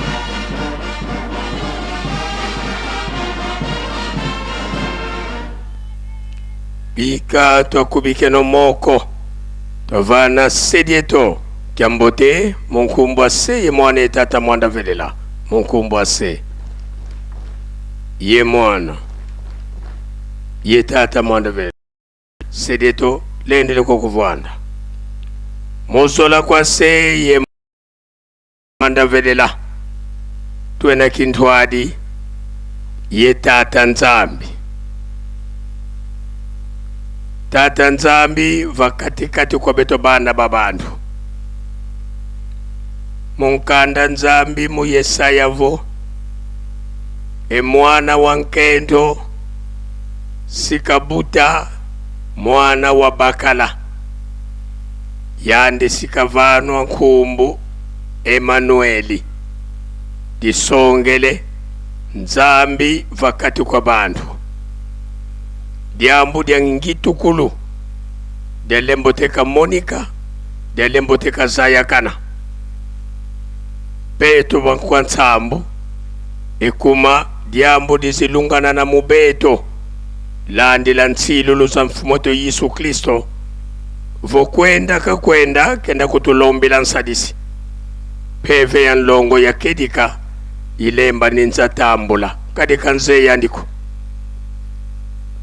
beto kwa ndifikambi fifikalanga yandi tunvisidi tunkwikidi tunzei yetuntumamani tuka le 12 septembre 1887 kubakongo bangu umongo wa mbanza mbola nkamba dibikulu vo Yerusalemi diampa tata Simoni Kimbangu mwanda velela nzambi ntino mintino semia zulu yentoto wankhulu wakulu muka yewena yeto kintwade mu Yerusalemi na telumbukia wunu iyandi utukutikisi mpasi katuvana nduenga yendoengoso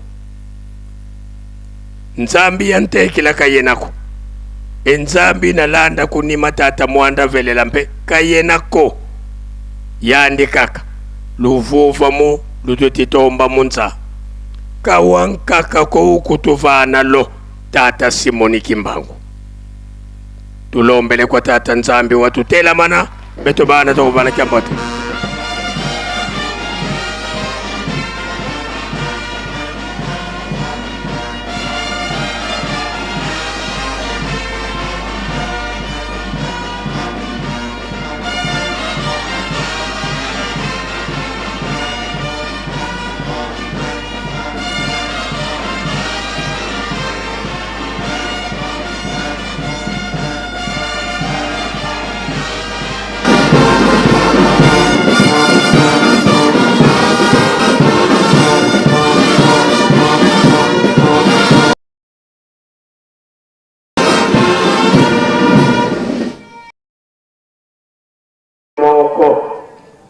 tata nzambi kyambo ye mwana tata mwanda velela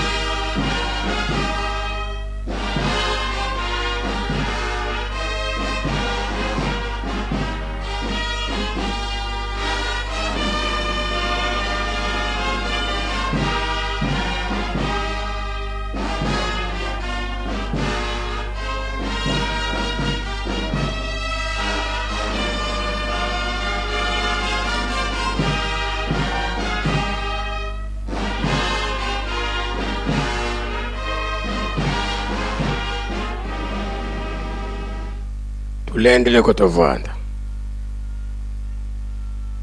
sedeto wanzambi to tata mwanda velela beto bana bako tukulombela bakafulu batusikisa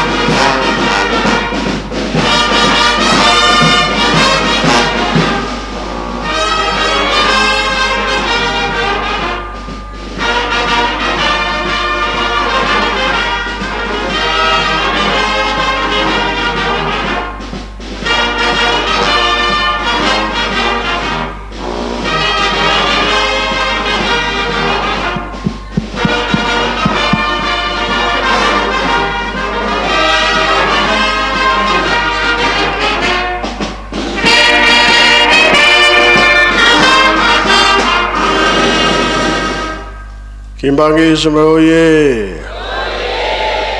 Kimbangisme oye! Kimbangisme oye!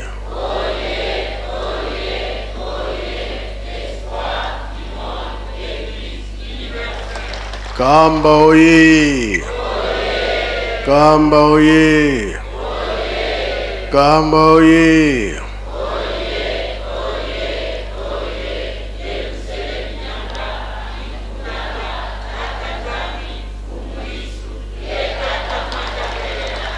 Bajen oye! Bajen oye! Bajen oye!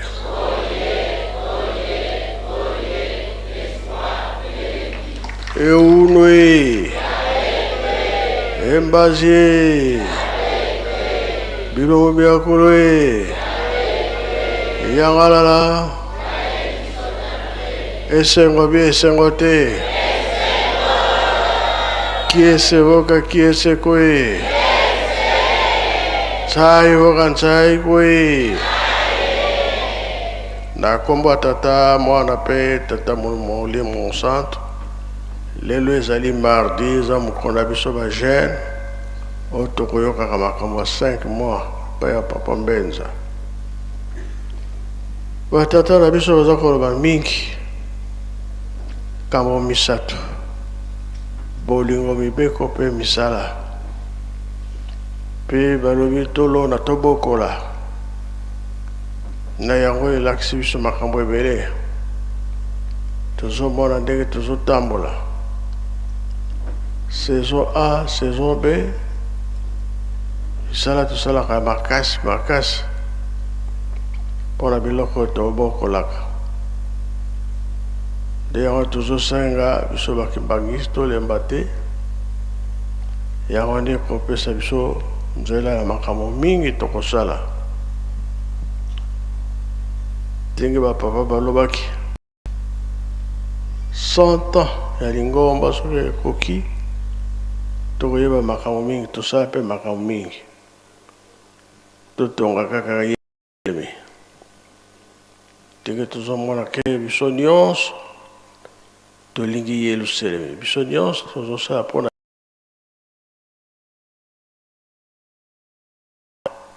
nini ezosalama na Yerusalemi tomoni jeteki apesi biso mai kamini wana ekofore bamai partout tomoni mpe courant leta atikiti biso te tokomi na courant epesi biso esengo mpe makambo mingi tomona oyo tozomona vis-à-vis mpona nini wana kolakisa ete nzambe akosaka te kasi soki oza kaka na mabe malamu otika soki oza na bilima mabe otika na bible ezali tata de Gaulle bino misato bozali awa boyotangela biso oyo azalaki bilembo ya mabe 7 mpasi nini ye amonaki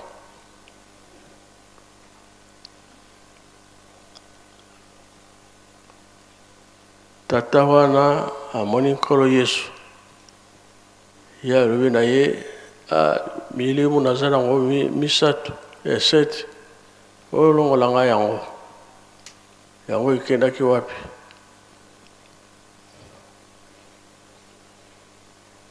papa elebe bozali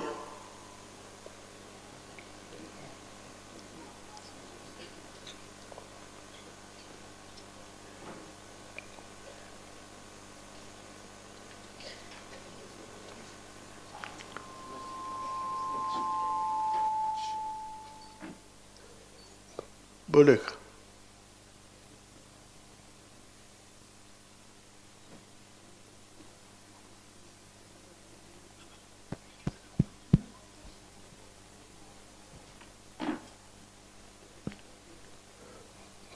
moto wana bilembo wana misato ya mabe. Pardon, 7.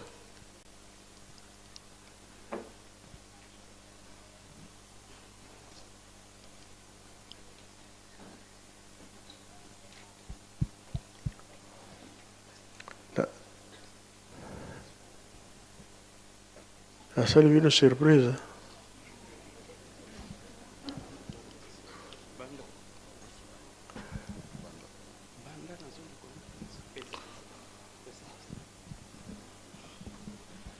Na kombo na tata mwana pe molimo santo yawe, bien que surprise, me yebani ete milimo mabe wana ekendaki na bangulu, ekenda kokota nde na bangulu.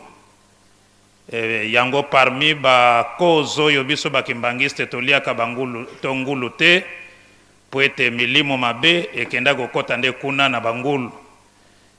Bayepe bazan expérience basala kasoki okati ngulu surtout poso nango otie pilipili otuti otie otandi libanda okomona peke bamichope bimaka donc ezali nyama ya malamu penza kolia te et na Bible pe ezali parmi ba animaux impurs c'est-à-dire oyo ya mabe ya suyeto ya kosumuka oyo bana na nzambe bakokolia te donc na mokuse milimo mabe wana ekenda kokota kati na bangulu tango nkolo iso abenganaki yango kati na ye.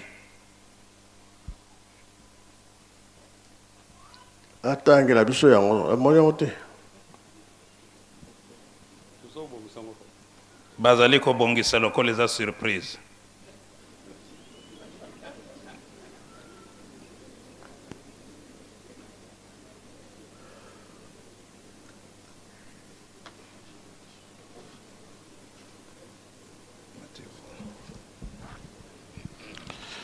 Matthieu 8, chapitre 28 à 34, ou bien Marc, chapitre 5, verset 1 à 13, ou bien Luc, chapitre 8, verset 26 à 33.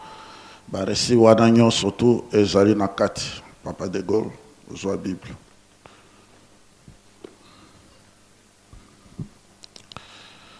Okotanga na Matthieu, chapitre 8, verset 28. À 34, ou bien Matthieu 5, 1 à 13. Matthieu 8, verset 28 à 34.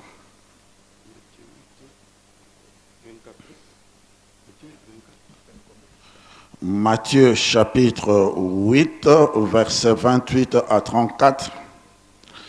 Tangawana. Na kombo ya tata ya mwana pe tata molimo santu. Yesu abikisi bato mibale ya milimo mabe. Tango Yesu akomi na ngomba ya laki na mabele ya Gadara. Bato mibale baye epai na ye bautaki na cimetière. Milimo mabe ekotelaki bango mpe bazalaki kotomboka mingi. Yango wana bato bazalaki kokoka koleka na nzela wana te. Bato wana babandi koganga mwana ya Nzambe biso na yo likambo nini oyei awa na kotungisa biso lelo tango na biso ekoki nanu te nzoka nde bangulu ebele bazalaki kolia mwa mosika milimo mabe ebondeli Yesu boye soki olingi kobengana biso tinda biso tokende kokota na bangulu wana. Yesu alobi na bango bokende kokota. Milimo mabe ebimi na bato wana mpe ekei kokota na bangulu. Na mbala moko bangulu nyonso elongwe likolo ya ngomba ekei kokweya kati ya laki mpe ekufi na mai. Na kombo tata mwana mpe tata molimo santo.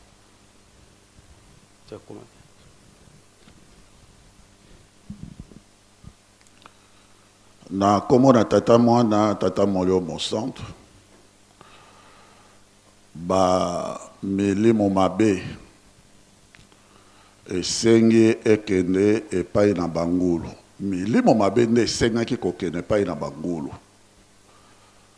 tout comme na ebandeli yangwana na ba précepte les 12 préceptes ya biso ya katali ngomba tata molimo mosantu wa insister sur biloko biso tokoki kolia pe o biso tokoki kolia te. Eh bien par exemple lokola nyoka Satana au commencement a choisir nyoka mpona nini akena ko solola na mama Eve. Likambo yo soulevé wana tata molio monsanto eza likambo ya monene ya kitoko pe. Asengi akoti na kati na nyoka, bayokani na nyoka e ake ko solola na mama Eve. Mais tango yake ko solola na mama Eve et loko oyo e benaki mama Eve ete andimela alanda maloba ya nyoka, c'est parce que nyoka abani koloba na mongongo oyo tata nzambe asololaka na bango to Adam na Eve basololaka. Imitation ya voix wana et attirer attention ya mama Eve. Oh. Mais ndenge nini nyoka azali koloba na monoko biso tolobaka. C'est que likambo oyo ezali ya solo alandi yango. Yangwana nde ezalaki astuce to ruse oyo Lucifer a utilisaki. Et likambo wana ezali kaka ya bangulu te. Ndenge pe biso toza komona lelo na bambikudi. Okomona moto akei na ndako ya mbikudi. Mais mbikudi azali ko molimo mabe azali ko utiliser soki azali koloba mbikudi wana okokanisa ke papa mfuma mbanzo be papa mfuma longo obe papa kulutu. Moto amonika papa kulutu moto aza koloba afukami nzoka c'est un démon, ce n'est pas papa kulutu. Imitation ya ba voix wana e banaki depuis ruse ya Lucifer. Depuis alors Lucifer Satan azali na banyama oyo ye a travaillaka na bango akenaka na bango yangwana asengaki expressement na nkolo Yesu alobi tokene pa na bangulu yangwana akenaki kokota na ngulu po basalaka misala ezali ba chair ba nzoto oyo ye a utilisaka yangwana epai na biso ezala ngulu ezala ba makako ezala ezala nyoka biso toliaka yango te parce que soko biso ozali kolia yango ma ozali ko sangana na kati ozali ko permettre te eloko mabe ekota kati abona tata molio monsanto alingaka te biso tolia moni motu poda ko expliquer yango pe okomona motu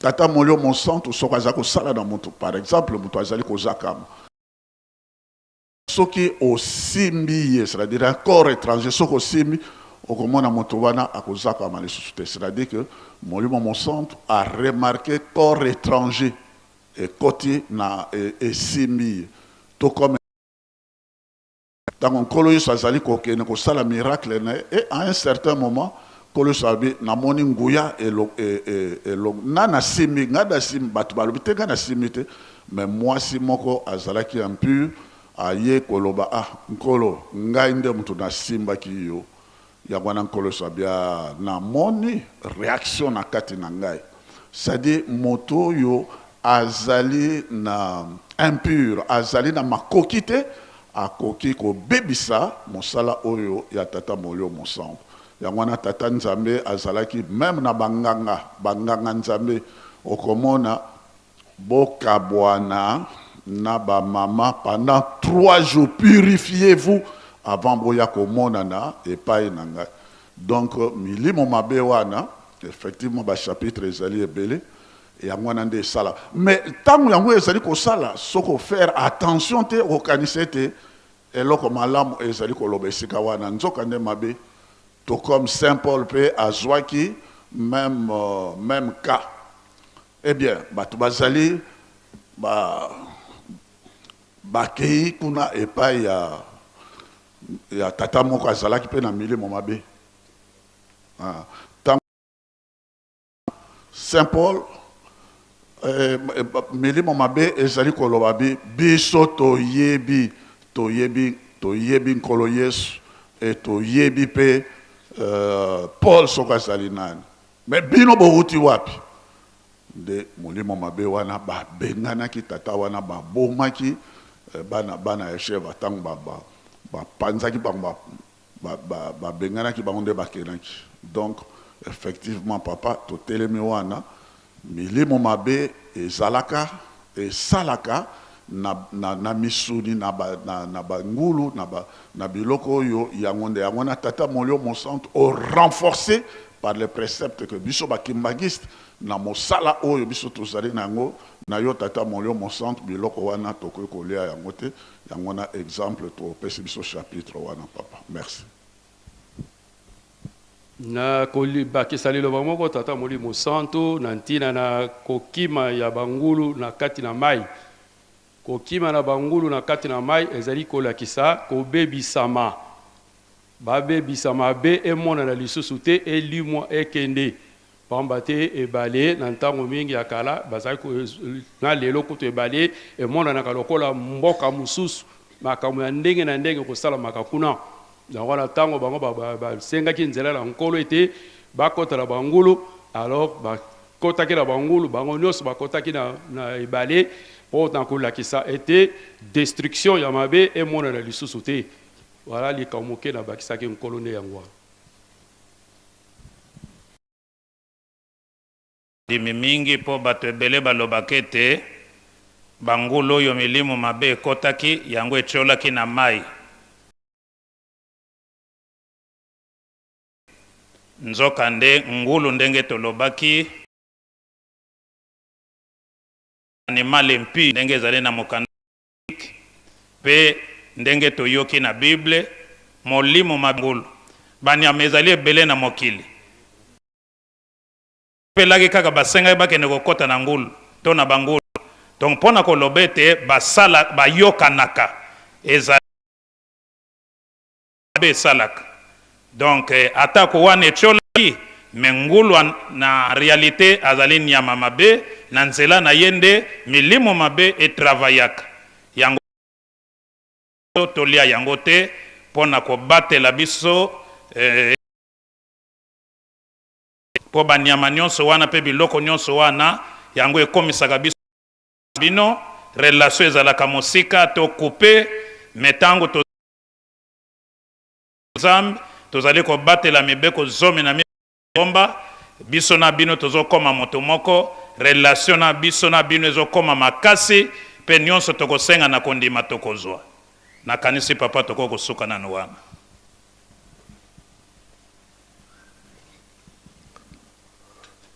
Nyama mosusu ezali te kaka ngulu. Totangi yango etangami makaku nyoka ngulu totangi deja. Donc oyo nyonso eza na kati ya mibeko zomi na mibale ya lingomba yango nde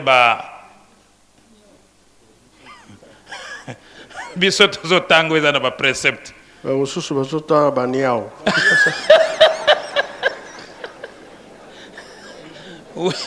eza bongo yawe me na mibeko zomi na mibale ya lingomba ekoti nanu te ekokota na étude.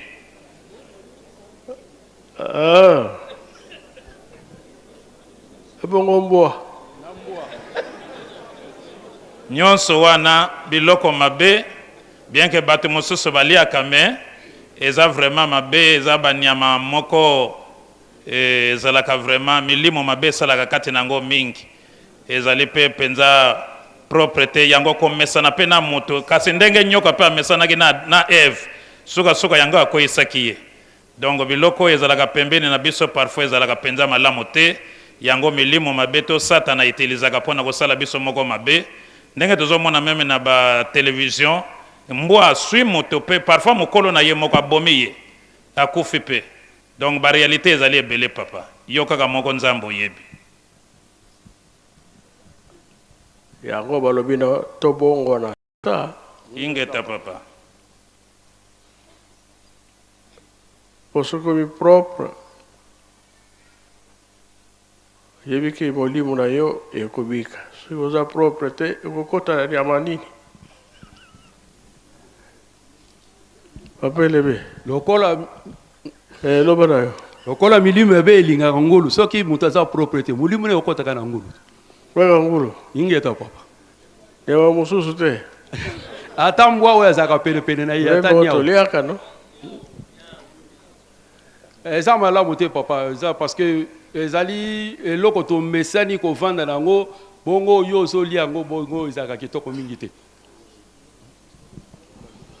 na komona tata mwana tata molio mosantu tomonaka bato mingi babongwanaka soki azwi ndoki moto na ndoki mingi basepelaka kobongwana akomi ngando abongwani akomi ibu abongwani akomi ngubu na kati na ebale surtout ngando na kati na ebale okomona pe moto abongwani akoti na banyama wana mosusu ezalaka mingi bato soki babongwani bakotaka na kati na banyama wana papa mais liste ezali molai mais yo kaka ndenge balobaka le canon yo nde moto kodétermine nde biso tosuki na ngulu azamba na ngulu mboka tosuki na makaku na nyoka yango nde ezali na 12 préceptes lokola yo obimisi yango yo nkolo canon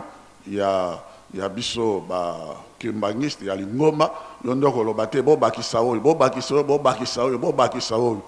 nde wana nde yo nde ozali na autorité ya kopesa ba liste ya banyama oyo ekoki biso kotia na kati ya ba précepte na biso papa mais biso moko tozali na autorité wana te yo nde autorité ya décision ya ba canon surtout ya église kimbangiste papa merci pesa papa wana yo na komo tata mwana pe tata molimo mosantu papa merci na maloba nalingaki kokomante esika conseiller en charge ya évangélisation alobi ndenge oza koinsiste ngulu kaka yango wana na oyo toyokaki na bambuta na 1921 papa Simon Kimbangu tango abandi kosalisa sango etamboli bongo papa moko na bandeko na ye a partir ya Manianga bayaka pe nzoka moko kati na bango na koyoka sango ye ayaka pona komeka nguya ya tata molimo mosantu papa Simon Kimbangu tango baninga bazozwa mapamboli ye nzoka azosala bisala na ye ya mayele mabe tango papa azopesa mapamboli akomi pa na ye na esika bika ndenge bandeko nyonso babandaki kobika ye mbala moko abandi koganga ndenge makako agangaka toyebi ndenge makako agangaka kyang pe tango akimi na zamba kuna abongwani makako abandi koganga kuna ndenge kaka toyokaka bamakaku bagangaka na zamba yango wana papa na komona ete na kati na lingomba opekisi biso tolia banyama wana ndenge bambuta balobi ya solo ke milimo mabe eza na banyama oyo bayebi kosala na bango elongo yango kaka na ye kokomante ete na 1921 likambo wana pe emonanaka na bato oyo bautaka Manianga moko ayaka komeka papa Simon Kimbangu. Merci papa. Sirote ya solo bamama mikala babenganaka ye awa mutu wana yango tozokoloba ke chance na biso ntango yo totika mabe tosala malamu tobika boye te boye papa bato fo tosepela ntango ekoki Nzambe alingi atalisa likambo malamu mpa na biso tosalela ye na solo ndenge balobi bolingo mibeko misala tolona mpe tobokola nga nasilisi na kombo tata mwana mpe tata molimo santu amen.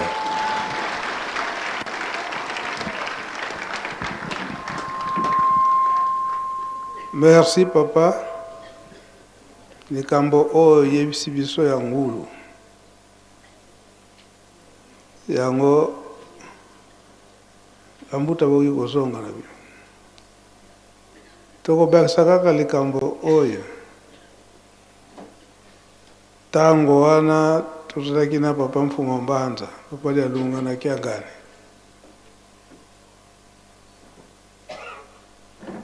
Ite ina ye tango tozali kokende sika nyonso azosala tourne kambo abandaki koloba tango nyonso ete mbi kaisanzwangako mabe bakobokola ya kango te na ndenge nini eke moto soki asali mabe foko pamela ye eza boye te so botikili kaka ndenge wana ekomona ko aseneke normal pe na mukolo na suka lilobo papa Mfumo Mbanza azopesa instruction na papa Simukimba Kiangani ete kalu yambudidi yakwa banguluko elanga botikila yango pa ya ngulu te lelo mikolo oyo eza komona na partout bangulu ya zamba ekomi na habitude ya mabe koravage manyoko ya batu kolela batu baza kolela bangulu ya zamba okotia pe mutambu bakokangama te chasseur akokende bakomonana te oyo bino boza mwa distrait na mokolo wana donc bakoravage bakotikile moke bango ba mosusu mpe kopasola kaka na kopasola bale yango te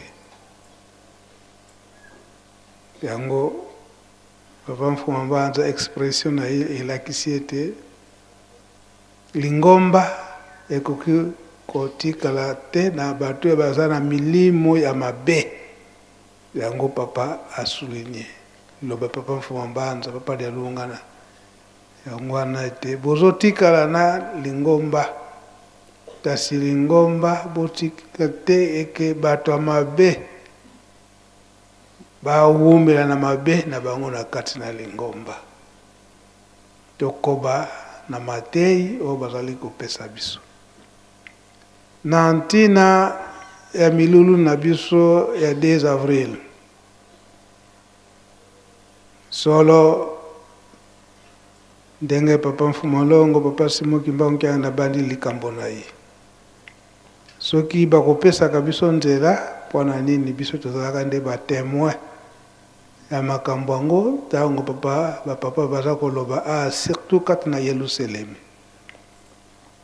oyo eza komonana lelo oyo ete lelo basurveillant tose retrouve na kati na Yerusalemi mingi esi tokoti mingi toza nanu na nzela me makambo oyo tokolobela lelo ezalaki promesse ya biso basurveillant na papa de Ngenda awa na Nkamba ndenge nini tokoki kozalela kosalela misala pe ndenge nini tokosala misala ya botongi Yerusalemi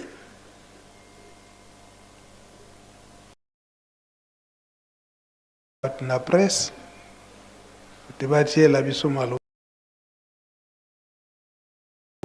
oyo ezali toli ya papa de Ngenda eza komonana eke pletard wana yango application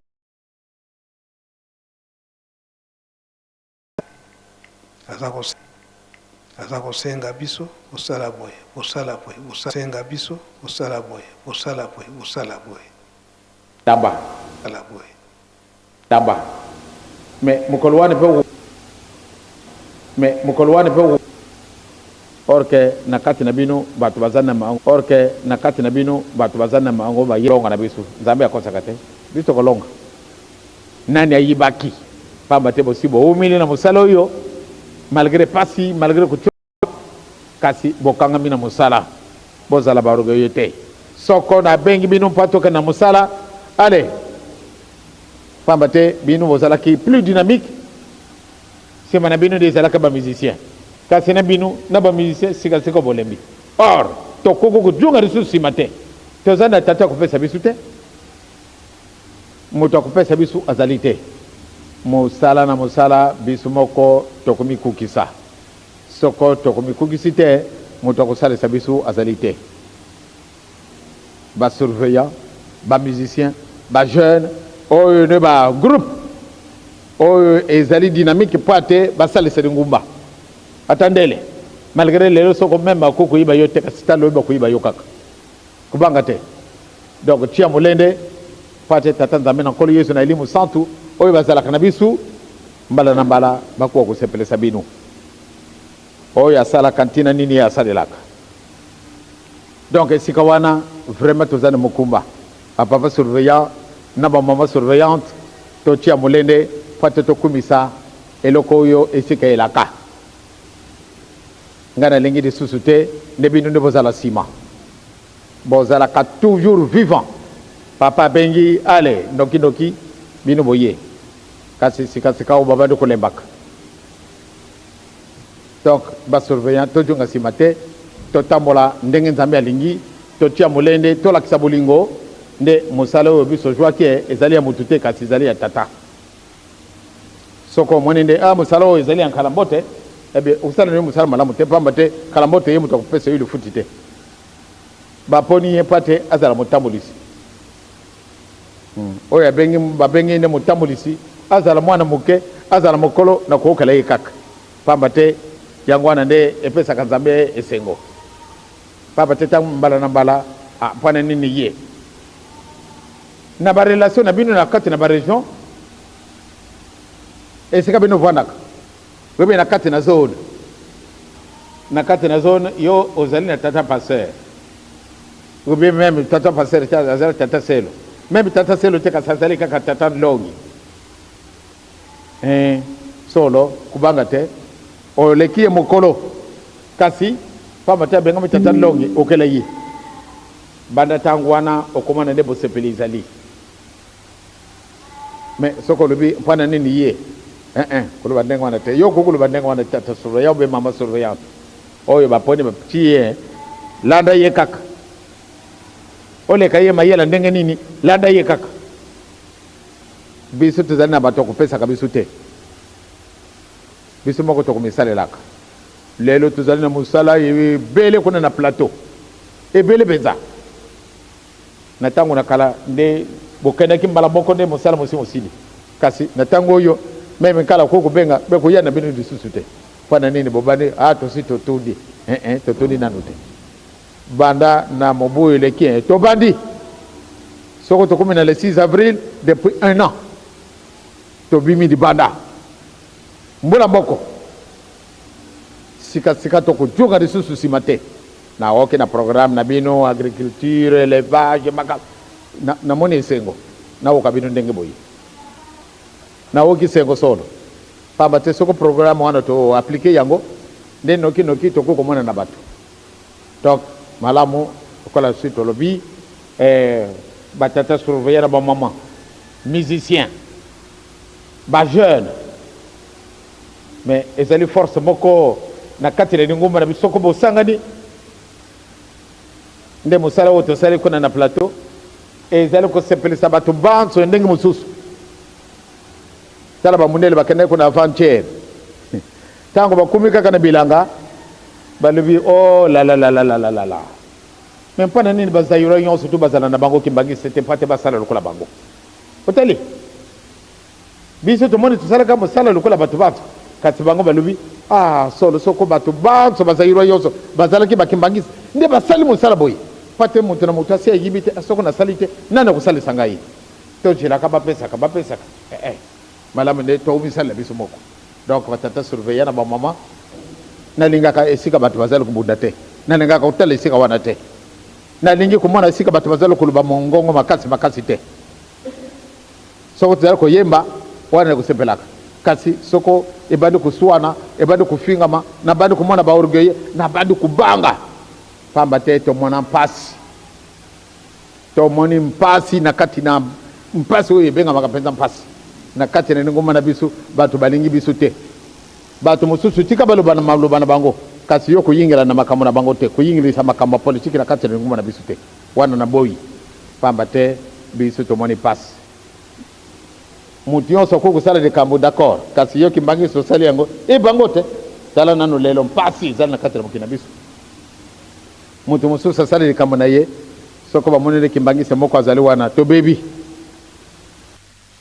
yango wana tata na ngai mama na ngai nalingi nde bozala mpenza malamu ntango bozali awa na kati na fete oyo toza na yango ezali te botya mobulu nga nalingaka te surtout sika bato ebele bazali nde bokimaka mbangu nalingaka te nakolingaka te makelele na boyi pamba te na ndako oyo ubie na mbuka oyo ezali mbuka makelele te mbuka oyo ezali kaka pate toyemba nzembe nzembo kitoko ya nzambe pwi na mabondeli pate to joie bino bato bati bino na bapose mpate botala bato bakokota bokengela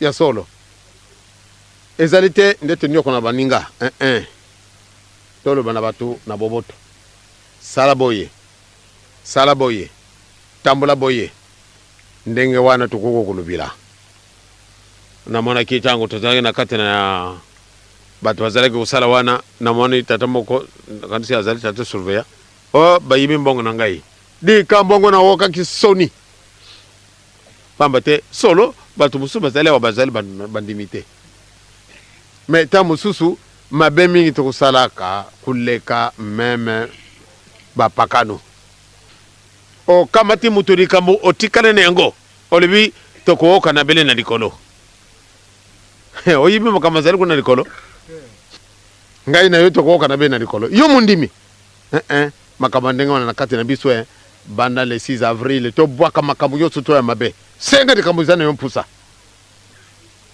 mokolo mosusu oyo kosengala biso ete ale ezali tour ya basurveya nyonso na kati na republike na biso boya tokana na nkamba na kusenga likambo na pai na bino na pai ya tata na pai na mpana bino en tout cas mokolo wana bokusepela bokuswa yango kaka pamba te nzambe akosaka te to si to sali pensa ndenge boye vraiment tata nzambe akamata na biso pensa nkanda jamais tozalaki bato te biso tokumi bato tozalaka na biso bato te kasi sikasika wa tokumi bato tozalaka nene bulu bien si alongoli biso sikasika wa ale bien ale sala na yo nalingi ete bino basurveya bozalaka bato na mosala bokozalaka bato ba discipline pamba te na komona ka exemple banda ye moko mokonzi na bino solo bokosalaka mosala to tini mwa mosala moke priorité toujours na bino yangwana na azali kosenga na papa ete asalisa bino na kati na bandako na bino na kati na misala na bino tata abongisa lokola toye na fete na kubenga bino tango oyo te tooka na tango nde na kabenga ba surveillant poate bolunga na kati na mokili mobimba nde toyawa toluba da papa ete papa tala na makambo bazana biso mpusa tango wana tokoluba na papa en tout cas na ibite yango na bandinga na ngai tozala na isengo pana nini nzambe akosaka te bojunga esika na bino na musala c'est-à-dire esika bapesi bino na kati na mikolo oyo na alingi na nga mobulu te tango bato bakuya ebele bozala très discipliné bino boso na uniforme bozala bana mibeko epuis ntango mosusu nazali komona soni ntango tozali kosala solo pamba te bato bazali ebele bozala koyiba ngai te ntango mosusu natelemi yo oyibi na yo te nde ezali ngai kasi ngai nalingaka te nde moto atuta na ngai nalingaka te mpo na nini kolinga yo mpe kolinga yango te ezali mabe pamba te bino banso bozali na molimo moko te moto na bijali na ye moto na bijali na ye ntango mosusu otutani motu akamati kilo na apesi yo ekosepelisa yo yango wana tozali na ntango ya pardon bato ya ndenge wana tika te tata nzambe alemisa bango babwaka biloko na bango wana babwaka mabe biso tokoki kotikala lisusu na misoto ya ndenge wana te bosoto wana ekoki na biso lisusu te ezali ntango na biso po ate tosala lokwana nalobaki topesi bino mpenza longonia na ntina na misala bozala kosala na kati na baregion boya kookisa ngai soni te tozala na bolingo ya solo tosala misala na biso etokokisi yango nzambe alongola biso maladi po ate soki tozali na maladi moyen mpe ya kosala malamu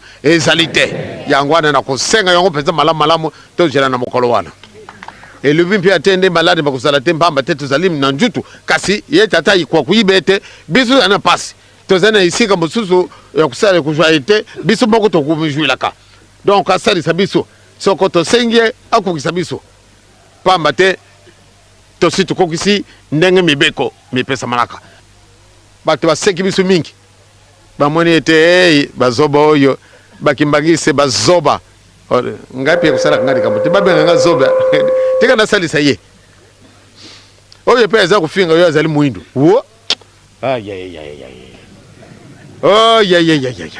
yo mwindu okenda wapi balabala mosusu ezali te olinga te kolenga kaka na balabala wana muntu mwindu nga nalanda muntu mwindu nakanda kofukama na muntu mwindu soki amoni mundele ake kofukama zoba nga nasi naponi nzela na ngai nkoko na ngai mwindu bongo nalongola loposo oyo mpo te nakambata loposo mosusu wana ezili soni te nga nalingi natika na mpona ngai oyo soko babengi yo zoba otali ye kaka kenda na yo de landa ye te ye aleki kozoba mpenza oyo ya bazoba ye koko na bazoba ezali ye pamba te amiyibi te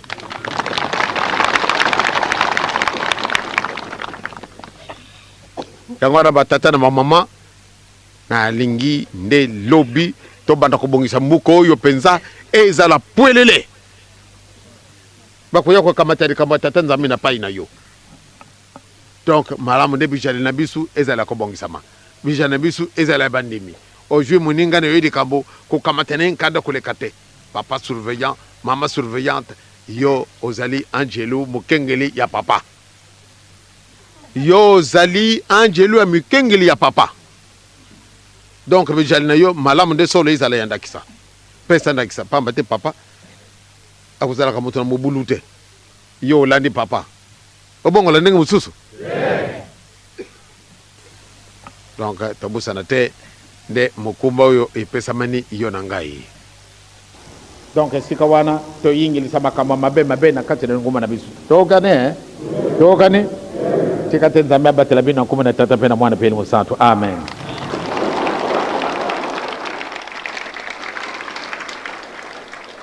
Pied gauche. Yerusalem oye. Faki oye. Fliki oye. On dirait makambo yango kaka ya lelo kaka zoteya biso papa ngende. Milu yango ko banda mukolo nini? Milulu yako banda mukolo nini? Monsieur bandi déjà papa va déjà ukota. Donc monani lokola lelo kaka oyo makambo tokosalela na fête oyo ngai nakotia susu commentaire mingi te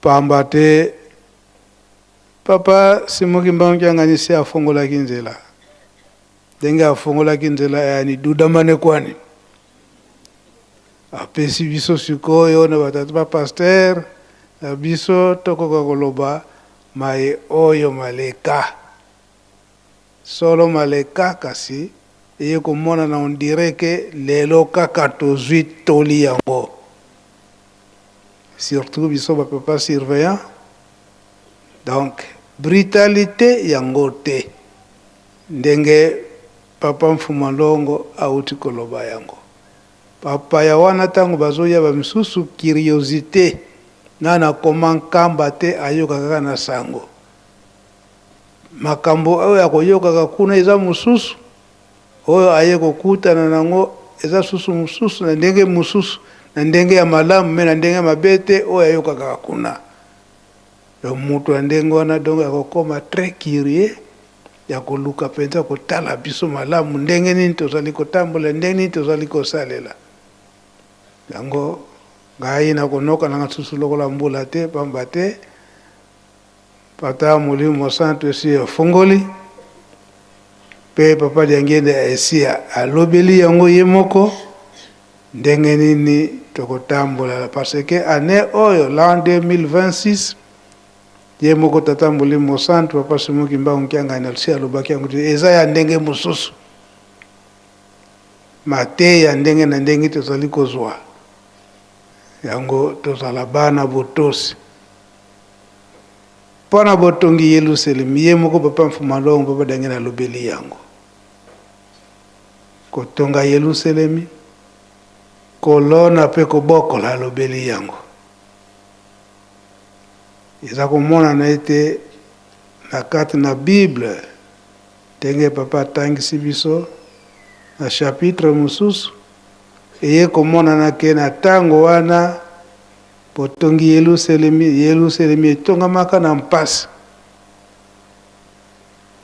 kasi owana si elongo kuna eya awa na Afrika ndenge ye moko Papa Diangenda lobeli yango mingi bakolobaka ete ekozala lokola ezalaka na Yerusalem ya kala ke ndako Nzambe epanzanaka oyo yenge etongama tolandi ba message ebele ya Papa Diangenda eke ekotikala bele boye ti mokano na ye ekokatama kosepela ekozalela wapi wana Yerusalem. Yango tosengi bambuta bozonga lisusu oyo Yerusalem ya nkala ndenge batongaki pasi nini bango bamonaki tolandi na message ya Papa Mfumalongo Papa Diangenda mpona botongi Yerusalem ya sika mpasi nini ezali komonana bakokabelaka biso te na biso moko attitude nini oyo Papa alobi oyo tokoki kotongela Yerusalem ya sika topesi bino nzela bambuta.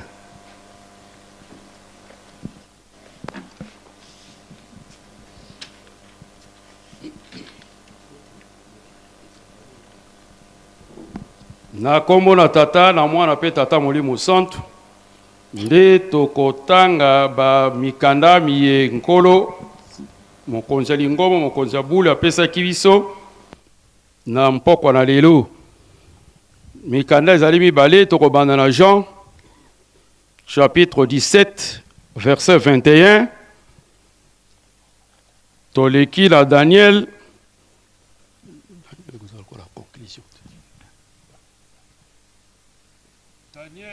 Daniel chapitre 9 verset 25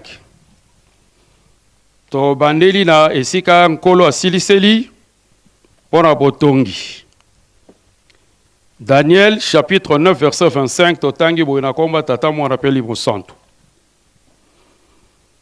Tala makambo osengeli koyeba tina na yango kobanda tango basakolaki ete bato oyo bakokende na bowumbu bakozonga mpe bakotonga lisusu Yerusalemi ti tango mokonzi oyo Yawe apakola mafuta akobima ekozala mbula sambo mbala tuku sambo bileko tuku motoba na mibale ya mbula sambo mobimba. Yerusaleme ekobonga lisusu na bamir ya lopango na yango kasi ekozala nde na batango ya pasi.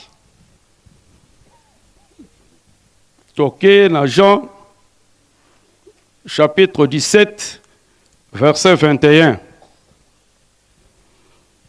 Tata komisa bango nyonso moto se moko ndenge yo ozali na ngai mpe ngai nazali na yo.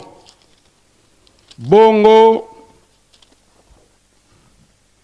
mpe bakondimela ngai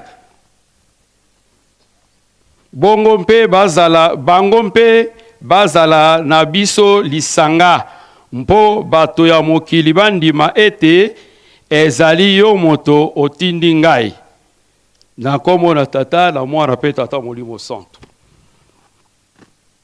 na kombo na tata na mwana mpe tata molimo santo tokoloba liloba mokuse na likambo ya Daniel mpe batata pasteur bakokomplete yango totangi mokanda ya Daniel na ndenge ezali kolakisa biso ete na mikolo na suka Yelusalemi ekotongama lisusu me ekozala na esengo te ekozala na ntango na mpasi yango wana Daniel ezali kolakisa biso ndenge botongi ya Yelusalemi ya kala esalamaki na ntango ya pasi lolenge moko mpe tozali lelo na ekeko ya mine oyo ya biso toyebi elaka oyo papa mfuma manza atikalaki biso ete soki tokotonga Yelusalemi te pasi na biso ekosila te ezalaki éveil de conscience po ayebaki maye nini bazali koya liboso ete ntango tokomona yango tokitisa maboko te tolemba te tozala na koyimayima te me tozala na mpiko mpo toyebisamaki nango deja esengeli toyeba ete baye batongaki Yelusalem ezalaki mabongisi ya Nzambe ose Nzambe soki alobi yango ekosalama ata ewumeli ntango molai lambela yango kaka okomona yango nkolo ye moko alakaki ete mikolo koya na mboka oyo ne bateka biso le 5 le 6 juin le 6 avril ete nkolo alobaki ete mboka oyo nkamba ekomi Yelusalemi ya sika mpo ayebaki mission nini oyo ye moko apesaki na papa Simon Kimbangu oyo ya kolamusa libota na ye mpe ya kosembola nzela oyo bayeba lekaki liboso babebisaki yango wana bazali koteya biso ete bayeba tongaki Yelusalemi na kala na 1 Roi chapitre 6 verset 7 babi makelele ya mabanga to ba marteau eyokanaki te donc bato nyonso bazalaki na bomoko basimbaki musala mpe emonanaki Yelusalemi ya kala etongamaki babi makelele ezalaki te mais sika tozali kokamwa lelo toyoki na maloba lelo malgré ebele ya matei oyo biso tozwi oyo tozali kozwa mais bato ya mitema mabe bazali komona na Daniel ntango batongaki bazali kosala botongi ya Yelusalemi na ezaleli oyo nemi bazalaki yango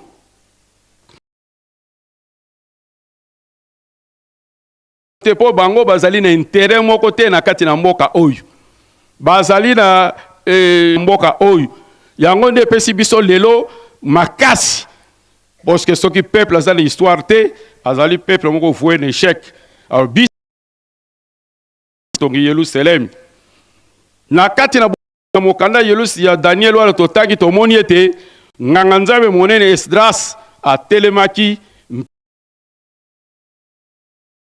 ya Yelusalemi pe atangaki mibe na kati na Yelusalemi na miso na bato nyonso na mokolo wana na ordre mobeko ezala base to identité na biso lokola lelo tozala kotonga Yelusalemi biso nyonso esele tozala nsima so yango wana na Jean tokomplete prière sacerdotale ndenge tobengaka yango taki kala bato mpe basalaki mpe abandaki programme na ye na Adam na Eve Adam akwei na lisumu akoseli atindiki lisumu epai ya mwasi Kain abomi Abel abi aza sentinelle na ye te Nimrod asali tour de bazali kobundisa programme o Nzambe asalaki mpona kosangisa libota na ye aye ko réaliser yango abanya ko na mboka ya mopaya ye akene na mboka mopaya oya ko lakisa ye lolenge ya kotambola bato nkolo Yesu tanga yo ko bota mission ko sangisa bato mission na ye ezali ko boy ko inama ko cholama makamwa 16 nkolo azwaki mosala ya ko so tozali moko makambo nyonso tozala na biso mposa tokomona tolingana ndenge nini tokoki kolinga mutu ninga oyo azali penepene na biso ndenge alobi yango na 1 Jean chapitre 4 verset 20 à 21. Donc soki tozali lisanga biso nyonso tozali rangé derrière makanisi moko ya papa Simon Kimbangu mosala nyonso kosala biso tokolonga na yango na kati na losambo wana namonaki makambo misato ya minene oyo nkolo asengelaki biso ya liboso tomoni yango na verset 21 bon moko kati na bantoma ezala na makanisi ezala na mosala ezala na makambo nyonso bon moko efo ezala ya mibale na Jean na verset 23 bon moko ya esengeli po te bato oyo bayeba ete nkolo atindamaki mpo te bato bayeba te solo nkolo atindamaki mpo ya kokokisa mission ya tata esengeli bomoko ezala kati na biso ya misato na Jean na verset 26 ete permettre nkolo ateya lelo pe soki toza na bomoko eko permettre na papa Mpumalongo mokonzi bule mokonzi lingomba ete akoko panza sango ya papa Simon Kimbangu moyi musa ndenge alobaki yango na le 12 octobre 2001 tango a Martina Ngwende alobi na biso na kati na temple ete biso bansto banga te to panza sango na kati na mokili mobimba ete papa Simon Kimbangu aza molimo centre jangwana lingomba ya nkolo nde kotongama na ntina na bomoko na kati na biso nkolo alobaki te akotonga mangomba me akotonga lingomba na ye ndenge alakaki na pierre te likolo na yo lingomba na nge kotongama yango tomoni lelo lingomba oyo tongami kimbangisme tobengi église de Jésus-Christ sur la terre par son envoyé spécial papa Simon Kimbangu yango na bakroyant nyonso esenge na biso tozala penza bomoko tozala lisanga mpo te tokokisa oyo batindi biso po tosilisa bavantage eza ebele soki batata baza kotinda biso bomoko na kati na bomoko ezala na libota ezala na lingomba ematisaka nguya ematisaka bokasi elakisaki force spirituelle katikati na bato ezala na ntango ya pasi ezala na ntango esengo soki bato baza lisanga boza uni en tout cas vous réaliserez de grandes choses bomoko ebanda ememelaka biso mapamboli bomoko ememelaka biso mapamboli na kati na misala na biso ya minene oyo tozali kosala soki toza bomoko te tokoki korealize misala oyo tozali kosala te bomoko ekolongolaka makelele katikati na bato koswana egoïsme koyiba nini soki boza bomoko biloko wana ekoki komonana te katikati na biso yango ekomemela biso makanisi ya sika tokoma banouvelle créature yango wana bomoko ezali bokasi oyo ya ebongolaka oyo etransformaka oyo ekomisaka bato minene yango balobi avec la volonté avec l'unité on peut tout nkolo na telemi nano wana batata pasteur babakisa na nkoma tata mwana peli mosanto na komona tata mwana tata molio mosanto merci nkolo mpona maloba likambo nyonso tu ezalaka na elaka nzambe asenzelaka na kati na baloba na ye mpo ete akokisa yango ndenge toyokaki tata mokonzi bule apesaki mpe nzembo mokolo mwa eyenga ata eumeli ekosalema kaka nzambe azali lokola moto te ke ya aloba epui akokisi te nzambe soki ya alobi likambo wana bosenzela yango ekokokisama kaka ndenge alobaki na Jérémie chapitre 1 ngai nakosenzelaka na kati na liloba na ngai mpo nakokisa yango c'est vrai na likambo oyo etali Yerusalem ya sika. Nzambe alobaki yango depuis Ésaïe chapitre 62 verset 2. Alobaki yango Yerusalemi ekozala na kombo ya sika oyo Nzambe akopesa. Yerusalem ekozala na kombo ya sika. Jérusalem portera un nom nouveau que la bouche de l'Éternel déterminera. Donc ezali te ke bato nde balobi te Nzambe ye moko akoloba ke oyo ezali nde Yerusalem ya sika. Oyo nde ezali Yerusalem. Il faut aussi manano likambo yango bongo. Yerusalem ezali mboka ya Nzambe na bato. Esika Nzambe akomonisa nkemo boyengebeli na ye pe akopesa kimia na kati na mabota Yerusalem. Evandelo na Nzambe elongo na bato.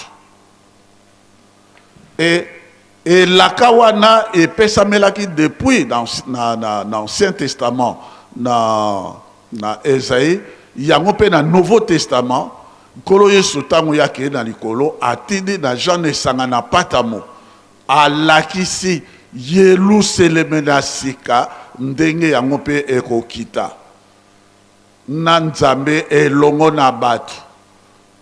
Esika wana akopangwisa mpisoli na miso na bango na Apocalypse chapitre 21. Likolo ya sika pe mabele ya sika. Esika wana na Yerusalem ya sika akopangwisa mpisoli na miso na bato. Kolele kozala lisusu te kozala kaka esego de esego. Ndenge tata mokonzi abule tata molio mosantu alobaki yango na mikolo ezali koya banzembo na mawa kozala lisusu te bobele esengo na esengo. Et na Apocalypse chapitre 3 verset 12 kuna alobi Yerusalem na sika ekozala. Kuna nde na molongi kombo ya tata na ngai ekozala na elonge na ye. Yepe kuna temple ekotongama. Ba oyo bakolonga bakozala makonzi na kati na temple wana.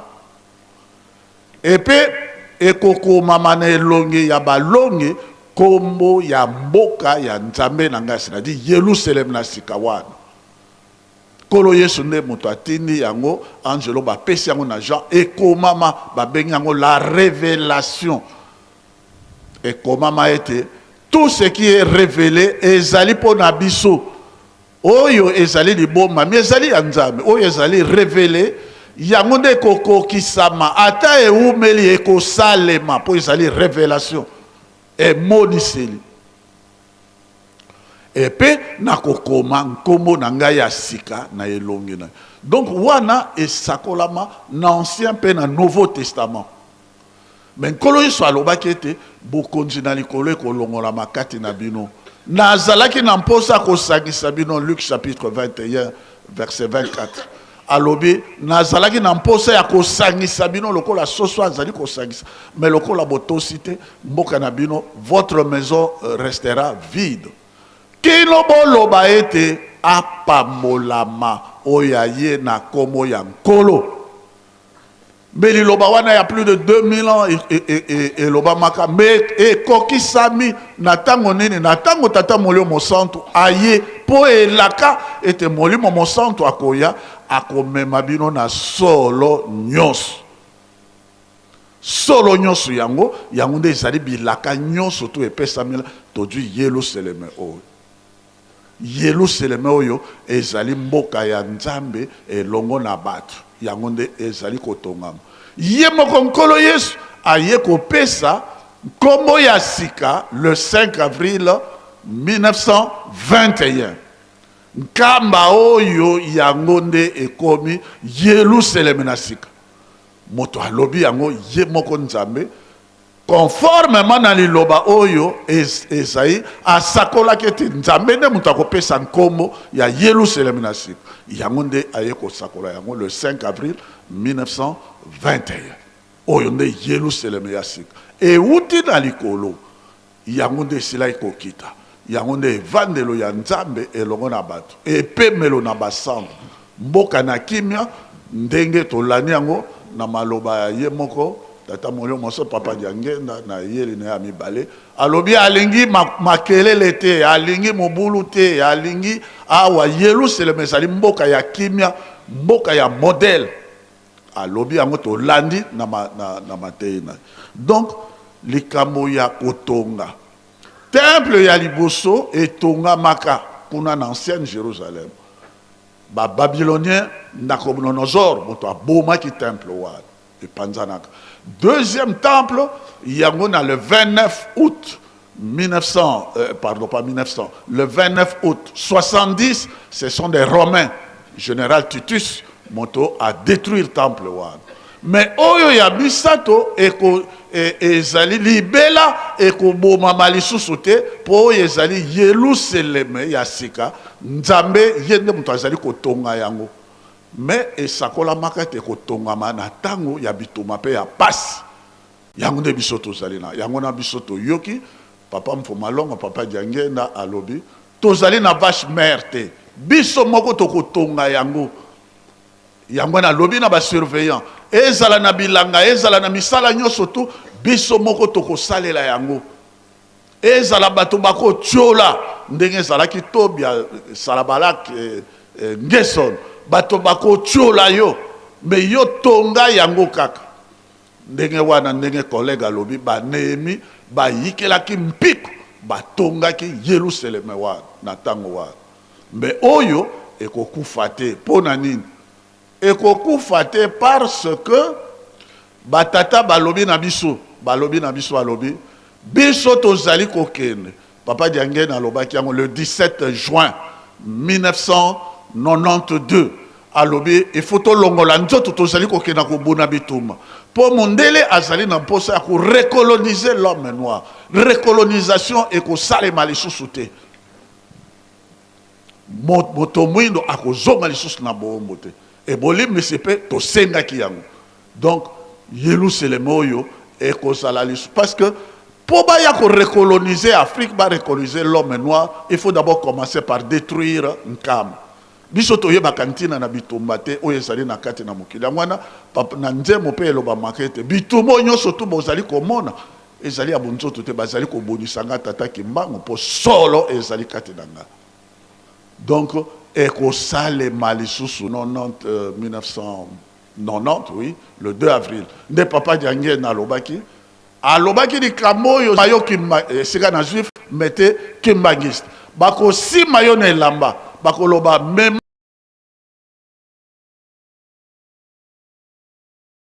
nyonso to bakoya na kati na Yerusalem yango nde esika nzambe akomonisa pe nkemo pe boko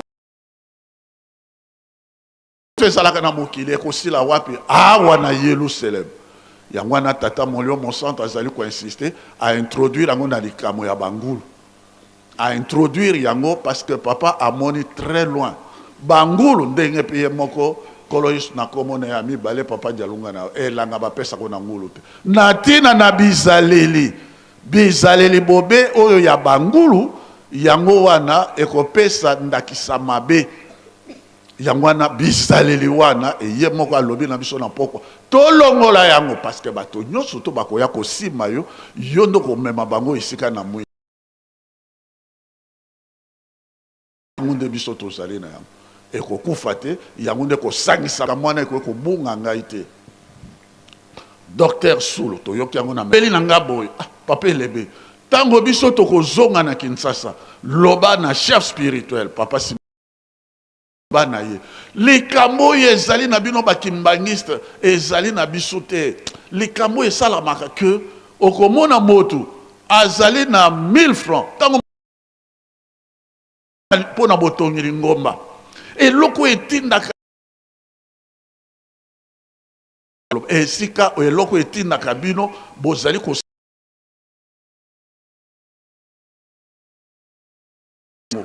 loba na tata mokonzi ya bule ekima bino te po wana eza papa ati yango na kati kango na kati na biso mbele to mboka yo to ezali na kati na kimbangiste nyos. Donc soko kimbangiste azali na mposa ya kotonga, azali mobiliser na azali na eloko na motuya oyo bato na mokili bazali kwa mvie yango. Yango na babengaka yo zoba. Pona nini ozali na eloko oyo bato na mokili bazali koluka kozwa yango. Yango na lobaki tata molio monsan protéger eloko wana parce que l'homme noir développement na ye ezali na yango. Yango na lobaka toujours papa Simon Kimbango Kiangani, c'est la dernière chance de l'homme noir. Et ye moko mpe ezali dernière chance de l'homme noir.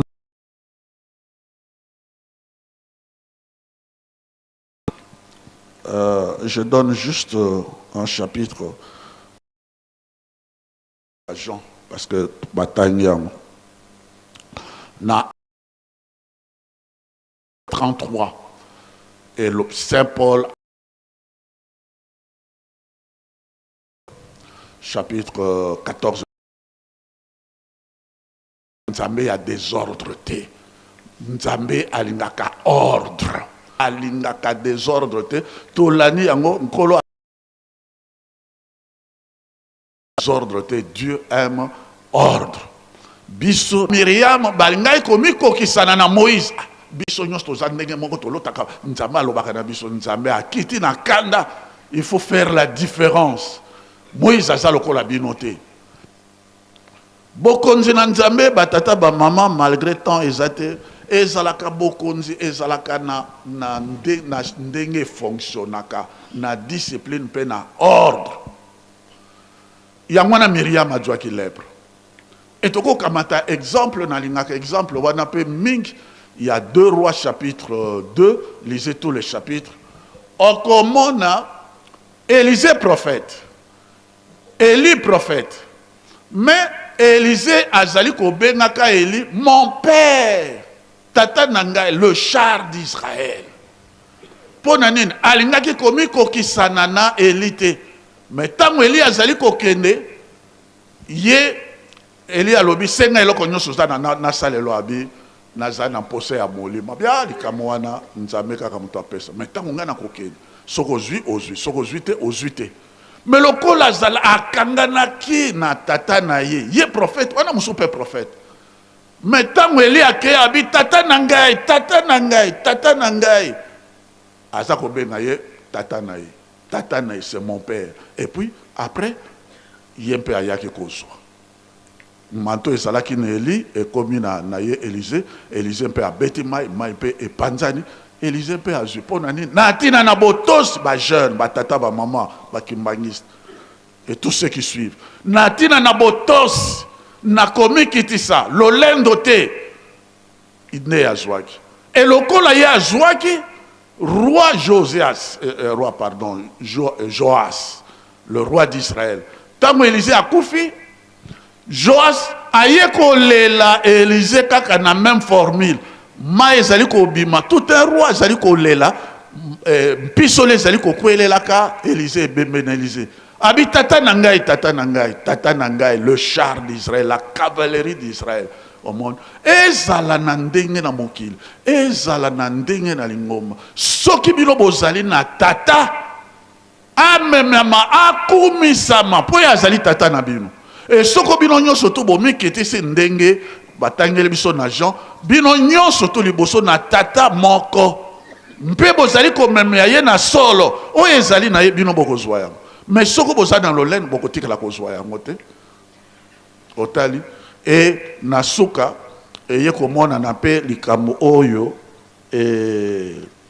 tant ezali te mais tika toloba yango posa ezali na biso nini na mokolo mwa lelo posa ezali kati na biso soko biso tozali na kati na bomoko wana nde ekopesa biso discipline.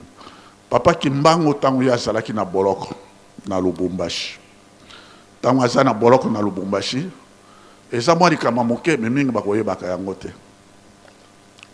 mondele monsieur Kasombo bafungola ya porte esilaka nye po akokende kaka na loma afungoli porte pour yeye qui m'ont conduit là. Fungoli porte.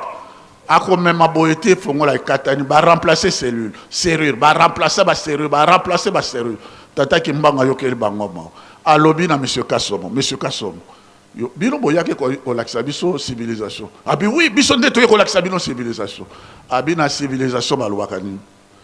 Quand vous entrez chez quelqu'un, qu'est-ce que vous devez faire, monsieur Kassomo? Non, je dois frapper à la porte. Et quand vous avez frappé à la porte, il faut zélanine. Non, mon toazali nakata nandaka loba, entrez. Soko moto wana lobi entrez, yo salinine. Ah, kokota. C'est comme ça, monsieur Kassomo, oui. Mais yo soko ye nandako nanga, voilà, il est prisonnier. Mais maintenant, bani ko peut sa leçon à civilisation dans mon monde.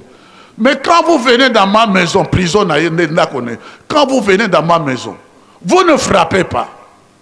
Et puis vous n'entendez pas qu'il y a une autorisation à cocotte. Mais c'est qu'à somme, ce qu'on y est pas inangai, frapper à la porte, il y a un moment où il y a frapper à la porte, il y a un loba, entrer, bon, yo fungo le côte. Et monsieur Kassomo a mis qui est ici à tous, ce qu'on et pas na papa qui manque. Avant ti a fongola a beti dans nos portes coco soko papa qui mbanga bi oui entrer à côté ce fongola à ke a moni tata qui mbanga soko ke a beti coco a ti litoy papa qui mbanga za ko lobate albi papa qui mbanga za te ake ko sala musala ne a ti ka fongola na poche a ke ira. Donc les camonions surtout biso tozali na katali ngomba batata ba mama tosa tuna ba pesa yo komi kamatete tuna ba pesi yo o saleli o ko réussir mais soki o tosite o mi saleli na loma na yo po zali soko ndenge nini wana o ko réussir te mais soko mi kitisi o tosi be ba pesi yo o saleli pasteur nyo soto apesa ka mbote na soirée te mais soko papa a pesi yo mbote o pesi mbote soko a pesi yo te o ko pesa mbote te lingomba il faut fonctionner ndenge wana na unité wana na botosi wana na komikitisa wana tokotonga Yerusalem na sika e mabota nyonso tu ya mokili mobimba bakoya kozwa kimia pe sengo na kati na kamba Yerusalem na sika na komoda tata mwana tata molio mosanto. Merci papa. Merci papa pour na maloba. Par rapport à des textes bibliques au Pesibiso, il y a Yambo ya Daniel 9 verset 25 et Yerusalemi et kotonga manapas na bitumba pe na mikakatan pe lelo tozali ko vivre yango na Yerusalemi ya sekankamba pe kuna na Jean elobami makambo ya bomoko prière sacerdotale ya nkolois yambo atika mokili atikaki bampate to badiscipline na maboko ya tata na ye bomoko ndenge ye pe na tata na ye bazali bomoko baye koli pe na ye bazali bomoko pe bango na bango bazali bomoko. Donc belema nyonso wana ezali très important pour na biso bandimi pe pa kati na lingomba ya solo Yerusalem ya kala etongamaki na pase pe na bitumba ndenge toyoki ba ennemi babimaki bato mitema mabe ya jalousie o baza ko lingate mosala ya nzambe sala ma Yerusalem etongama e bakombo na bango petikala na ndenge ya mabete lelo Tobia Sanabalate pengeson na ibite soki lelo para moko kozana esengo kopesa mwana ne kombo ya ndenge wana po ete ezali kombo ya mabe yango biso lelo to éviter ko bundisa lingomba to éviter ko bundisa Yerusalem ya sika na bayeba mipesi pona kotonga yango ya solo kuna ezalaki bitumba koto yo pe ndenge kolisa lobaki ete bokonze na likolo na kolongola ngo epa na bino ba Yuda na kotinda ngo epai mosusu na libota oyo kobotela ngo mbume koki. Le royaume de Dieu, Dieu de cieux vous sera enlevé et donna un autre peuple qui en produira des fruits. Ntina lakaki bango kolongola bokonza nzambe kuna ezalaki pona kozanga kotosa pe koyamba ye. C'est-à-dire baboyaki koyamba oyo atindaki ye tata na ye nzambe. Et Yerusalemi ezali présence ya nzambe. ndenge tokolobaka na slogan Yerusalemu diampa yikundanga tata nzambi fumo Yesu ye tata mwanda velela. Eza nango un simple slogan te, mais ezali un enseignement, ezali formation, ezali vérité que Yerusalemu nde mboka ya nzambe sike fandi tata nzambe kolo Yesu pe molimo santo. Donc eza mboka ya pamba pamba te. Yango eloko elembo elakisaka présence ya Yerusalemu to ya nzambe ezalaka temple. Parce que temple na signification nango ezali présence permanente ya nzambe. Ndenge Salomo tango atongaki temple abengaki nzambe na mabondeli yako kite sikoyo awa toko yako pesa yo ba doléance mabonza bapasi makambo na biso nyonso. Enzamba yaki koyanola ye na butu na ndoto ete ya solo na yoki mabondeli na yo na poni siko pe na ye kofanda libela pona koyoka bino ata mokili mobimbe komi na mpasi me bino liboto bozali na kombo na ngai le peuple qui porte mon nom soki bomikitisi botiki mabe na bino bosengi na solo bokozwa pe mabota nyonso ekobika nsima na bino. Donc mission wana epesameli biso awa bakimbangisi na nkamba Yerusalemu. Et temple yango yemonanaki na 1959 56 plutôt na 1956 wana ba belge bazali nano basize nkamba babengani batu nyonso bakei me bamoni temple uti likolo ezali kokita temple ya nkamba babeti yango masasi elongwa wekime ke kote ya ntimanti ekimazi ponga na kalaza ukansaki mazo eza pembe na mbanza ngungu me bakala mingi te na comprendre ke kimaza o ezali kote antimanti. Donc eke kuna bake kuna babeti masasi ezongi kotoyo. Donc ba mouvement nyonso eza kosala wana yango bapesa yango kombo manœuvre de kimaza. Donc déjà ba belge bamonaki temple ya nkamba na 1956 et uti likolo ezali kokita ndenge Yesu a révélaki na Jean na Apocalypse 21 likolo ya sika na mokili ya sika. Donc oyo salama ezali mokili ya sika pe mabele ya sika makambo ya sika ye na mokili yango lokola mokili ba message na yango te yango nde bazali kobundisa yango. Donc faute te po bayebi te yango tango ekokaki po ete batonga totonga Yerusalemu to temple papa diangenda sangisaki bambuta lingomba atunaki bango ekita ya kokita ndenge tomonaki na 1956 totosala na maboko batata na biso balobaki papa tokosala na maboko alobi boza mayele po soki bosali na maboko te bonyokwami te botoki te ebongo ndenge ni bokozwa mapamboli ndenge ni bokozwa lobiko. Donc papa diangenda bengaki batata na biso ya tango wana batu na mayele po tango totongaka na maboko tozwaka ya liboso bolimbisi ya masumu na biso la rémission de nos péchés. Ya mibale tozwaka mapamboli la bénédiction. Ya misato moto na moto atongaka ndako ne na Yerusalemu ya sika mokolo aliwa na ye to mokolo ya ndaiso aliwa ya biso nyonso moko na moko kokota na ndako ya tongaka na bantsinsani na bikateli na bakodation. Donc batata na biso bazalaki mayele yango ntina papa yo lobi ke bakimbangise to lemba te po likambo yo ekobikisa mokili mobimba ya solo batata pe ba mama ba jeune to lemba te na likambo yo yango moni ba yuda kuna Yerusalemu akala batongaki yango na pasi me batongaki kaka ata ko bangeso no basana balato baza ko menacer ko intoxiquer bato ko pesa masenya me Nehemi akebisaki oyo bazalaki na lembo nzambe ke bolanda bango te po bazali na parte na héritage oyo na libula oyo bango kuna baza na parte yango bazali ko bebisa yoki mbangisi moto zali na part na héritage oyo lipambo lilobiko ko lemba te ko landa bato minoko mabete ko landa bato masenya te yango papa tala biso pe tozotonga na tango apasi tala crise économique financière alimentaire ekoti na mokili ka tango tozotonga Yerusalemu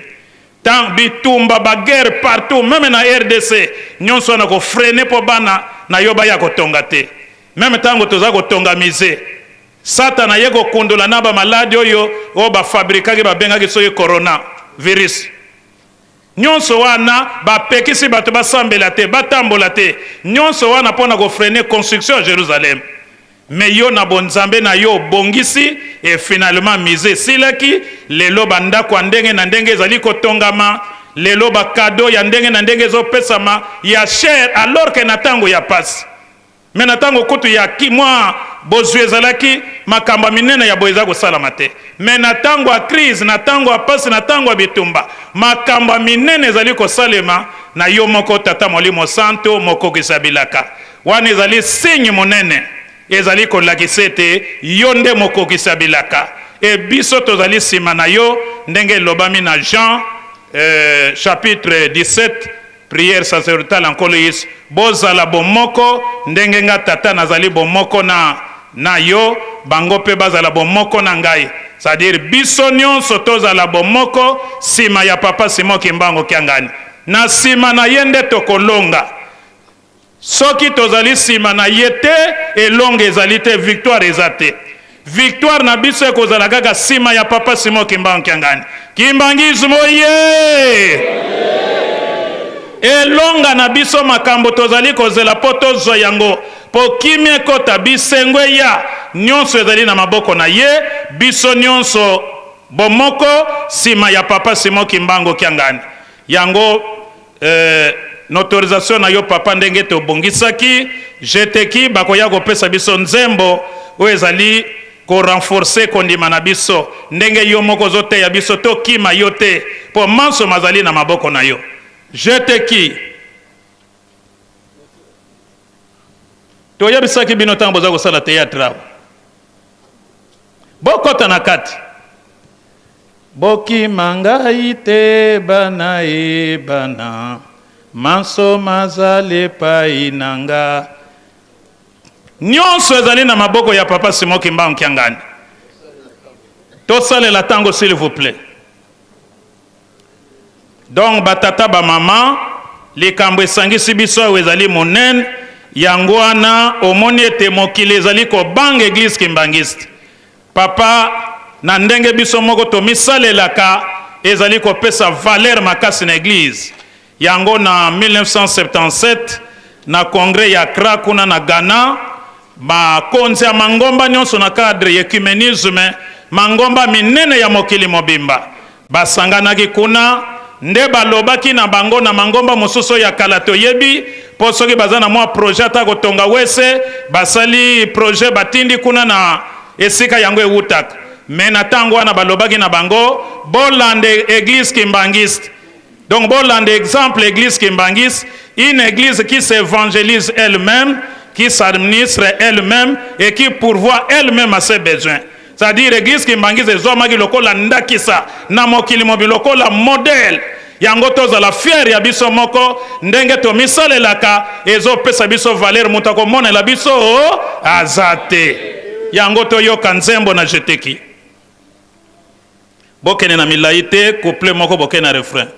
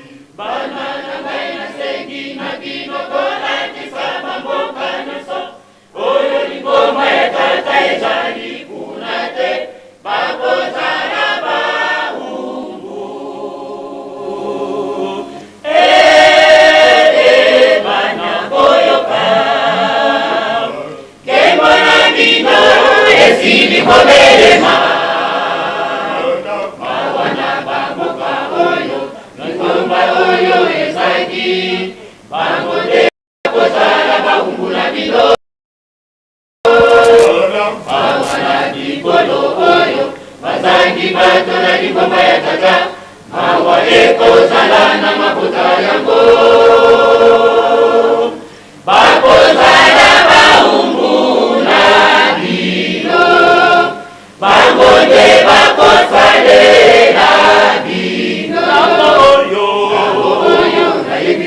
bino mokili moningi kosutuka na eyo tatalakelaka bino sika oyo mokili oyo moningi kosutuka na nkembo tatalakelaka bino bana kosepela elonga ezali ya bino mokili mobimba oyo bakozala baumbu na bino bokosepela bokobosana pasi oyo bokosepela bokobosana pasi oyo ngaisi motimbangu kyangani moto na lobi maso batata bapesaki na ngai na fungola yango kasi nazali kozela setango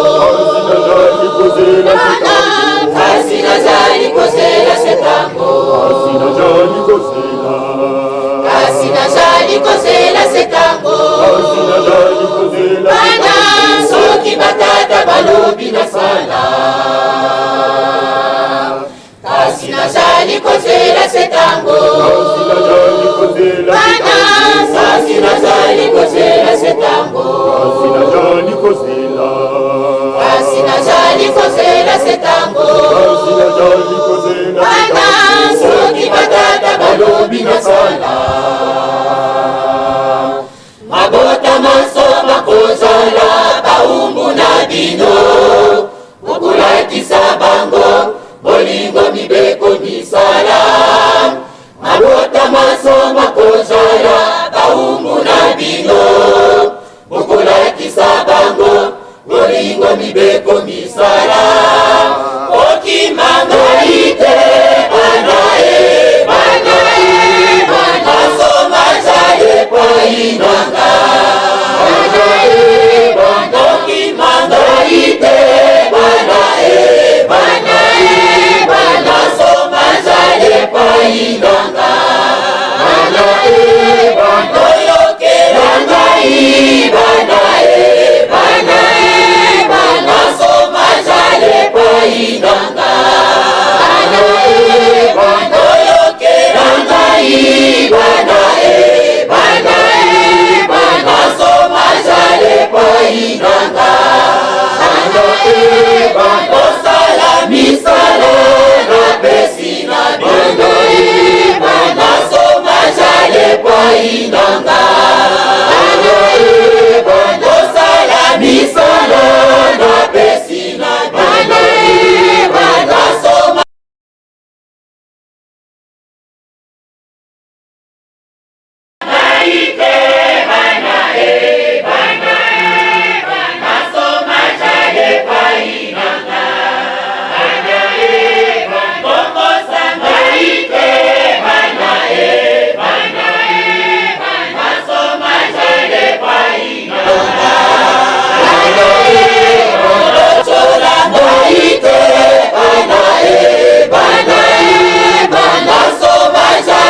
painanga bocholanga ite bana somazaye painanga kasi nazali kozela setango kasi nazali kozela setango kasi nazali kozela setango kasi nazali kozela kasi nazali kozela setango kasi nazali kozela bana soki batata balobi nasala kasi nazali kozela setango kasi nazali kozela setango kasi nazali kozela setango bana soki batata balobi nasala maboto maso makozala baumbu na bino okolakisa bango bolingo mibeko misala maboto maso makozala baumbu na bino okolakisa bango bolingo mibeko misala okimanga ite bana somazaye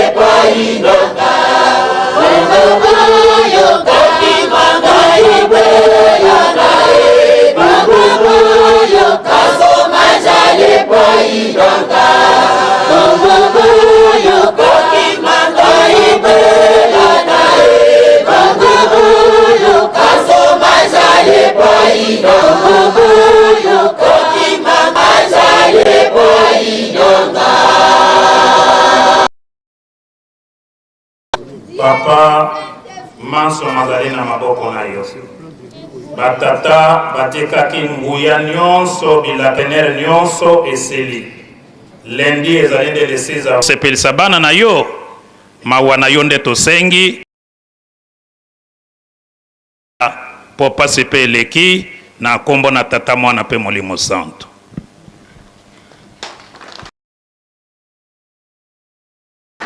Merci batata. Jeteki boki kozonga biso molimo santo.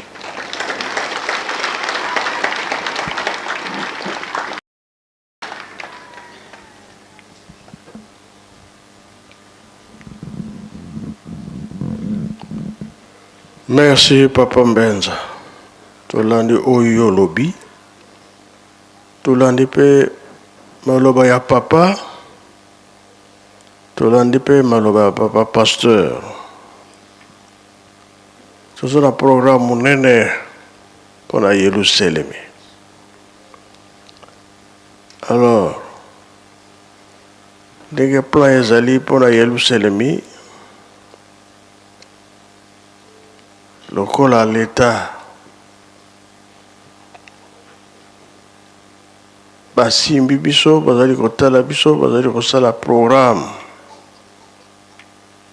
si tu fais le 6 avril ndenge yango ezali mibeko ekozala makasi mpona kokota na Yerusalemi au plus tard pas tozokende toyoki bie toyoki te lelo kota na yo mais sala na yo oyo olingi me kuna tozokende ezala susu bongo te nde yango wana biso totosa kaka oyo bazotinda biso tosisa likambo na biso kime ya libela de discipline ekozala tosilisi boye na nkombo ya tata mwana pe tata molimo santo amen.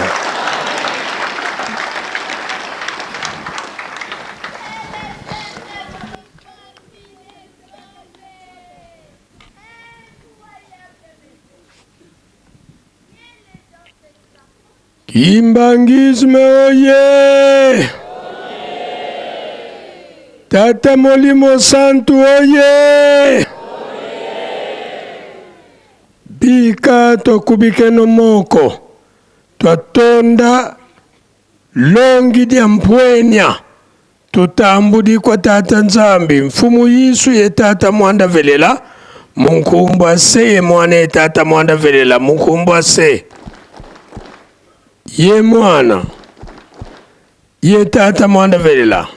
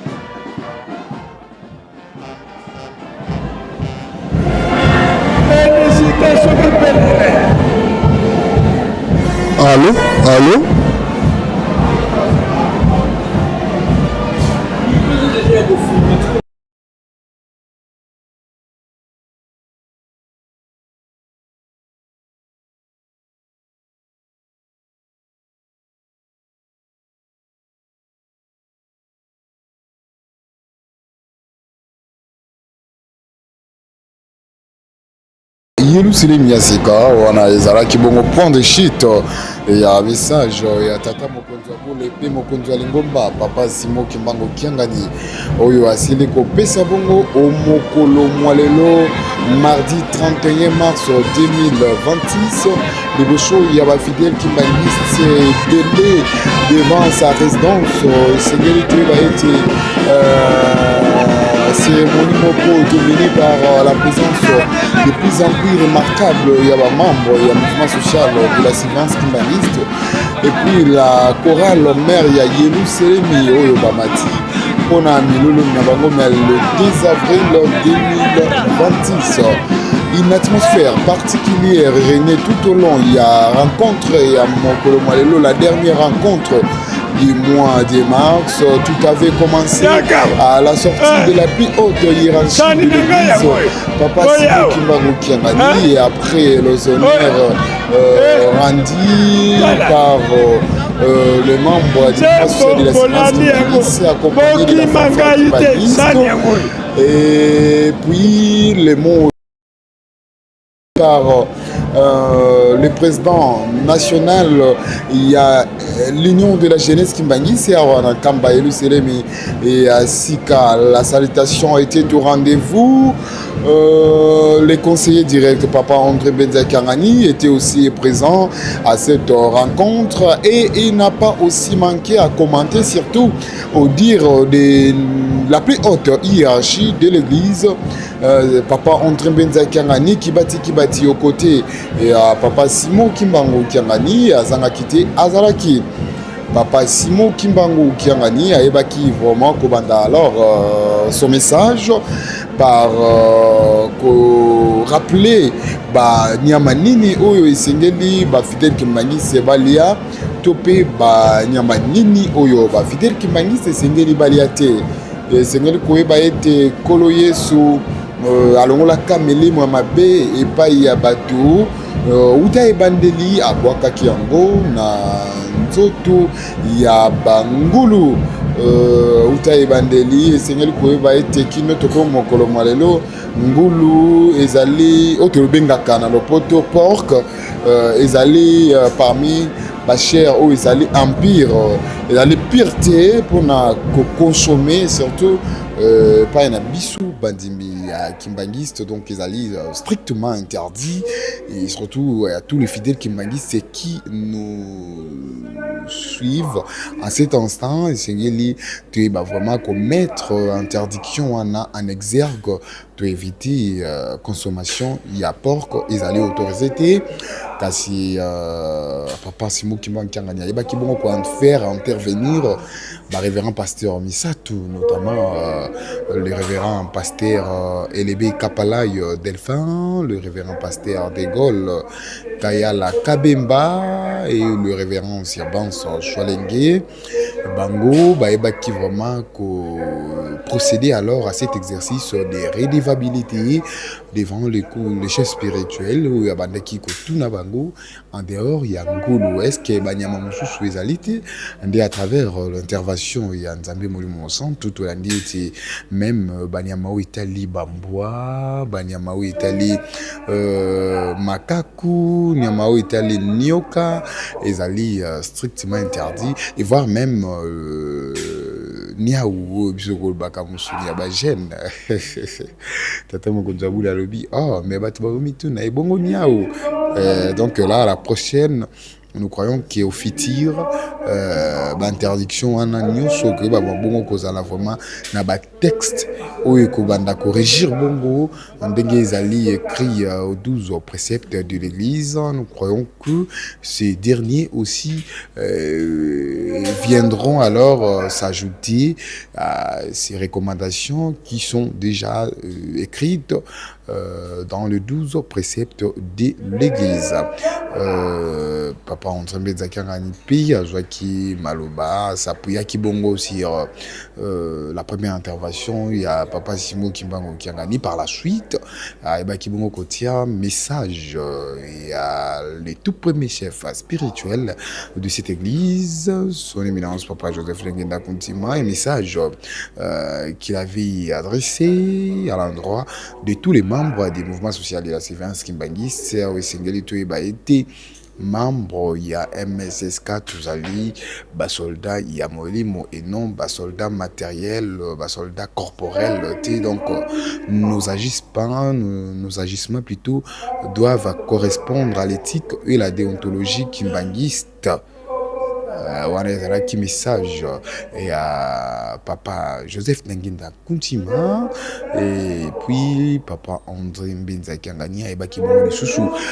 À ce qui concerne alors la construction de la Nouvelle Jérusalem, et Bakibongo faire intervenir sous le révérend Bazongaki pour nako talisa vraiment la bojindo. Pourquoi tous allez avec tant de difficultés aujourd'hui, où tu as bandé les difficultés zalaki, batonga qui babeli aliboso, difficultés zalaki, voilà pourquoi aujourd'hui à faire en Zambie, zalaka facilité. Donc, en Zambie, il y a toujours des épreuves qu'il faut endurer, des moments de sacrifice. Comme ça s'est dit, derrière un grand succès se cache une série de sacrifices. Et voilà pourquoi aujourd'hui l'église kimbanguiste, avec son succès, une église qui est en boom aujourd'hui sur toute l'étendue de la planète, mais il y a aussi des sacrifices, hein. Tout ça là, Moussala Bissomoko, voilà pourquoi tout ça a succès, ou tout ça a le succès dans le sens négatif, mais dans le sens positif, donc c'est pour dire que des valeurs morales et spirituelles, morales, sociales et spirituelles que nous avons, nous fait positionner alors parmi les grandes instances qui peuvent alors contribuer au développement non seulement de son pays, mais également de toute la planète. Et autour, il y a révérence Urbance, et Bakibongope, ko talisa vraiment que à travers une chanson où basengi pa ya bandeko ya groupe théâtral Kimbanguiste ko talisa été tutika tata Kimbango te manso mazali et pa ina ye yazali kozela toujours batata bapesa ye ndingisa ay babongo kokotisa kimia na kati ya lingomba bozali ebele kolanda biso à cet instant.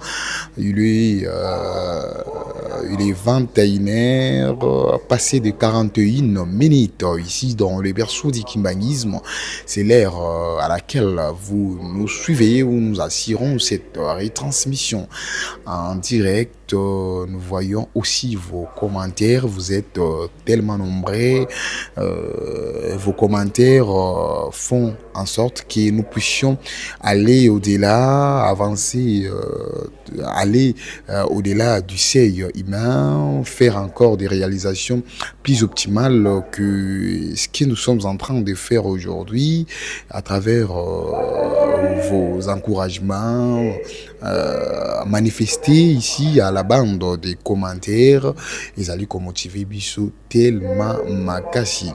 Vous allez à l'échelle tant nationale qu'internationale, vous allez kolanda biso, tout allez comment vraiment ba commentaire na bino, vous allez ebele ndenge tolobi eti tokoki kotanga pe bakombo na bino bozali kokomela biso mama Maria Thiago, tozali komona message na yo, tozali komona papa Paulin Dialongo, tozali komona message na yo, pourquoi pas kobusa na papa Jofi Sampanzu. Nous voyons aussi votre message, en tout cas merci beaucoup. Et aussi papa Chirilumba. Ouais, il nous a écrit vraiment toujours l'anda 5 sur 5, malgré vos comités sur vos écoles. Ici, nous voyons aussi un message écrit en portugais. C'est le message de M. Pedro Lindo Oliveira Lindo. Muito obrigado. Oh là là là là. C'est pour dire que Nangola puis bazali kolanda biso, hein. Nangola puis bazali bini bazali kolanda biso nangonga. Il faut toujours préciser. La description, il faut toujours bien préciser que je suis déniché le lien auquel vous nous suivez. Nous sommes toutes les actualités, de toutes les activités de l'Église, d'être au service de l'actualité de l'Église. Voilà pourquoi nous allons kolanda biso Seigneur Boyeba ete na ngonga oyo Chincha ezali kosalema liboso ya résidence ya tata mokonzi ya bule une compétition de collecte des fonds qui affrontent alors les différents ici dans les versos du Kim.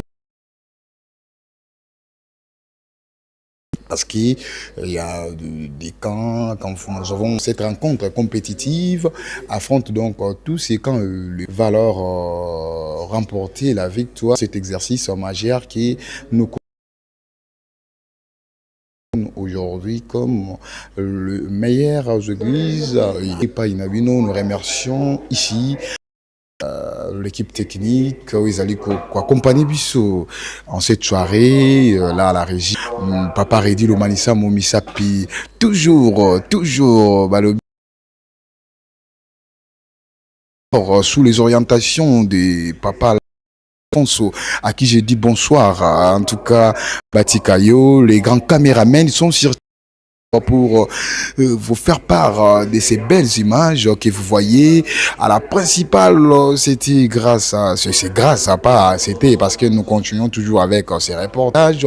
C'est grâce à Papa Fils Goufeta et Papa Patrick Mokani est aussi là. Papa Makanda Goufeta. À la sonorisation, nous avons Papa Paulin Kaloumani, le directeur de la direction de technique de la Terre adjoint, Balobi, sonorisation Kitoko, sans oublier Papa Emani Mafo. Ils sont là, en tout cas, la grande famille technique.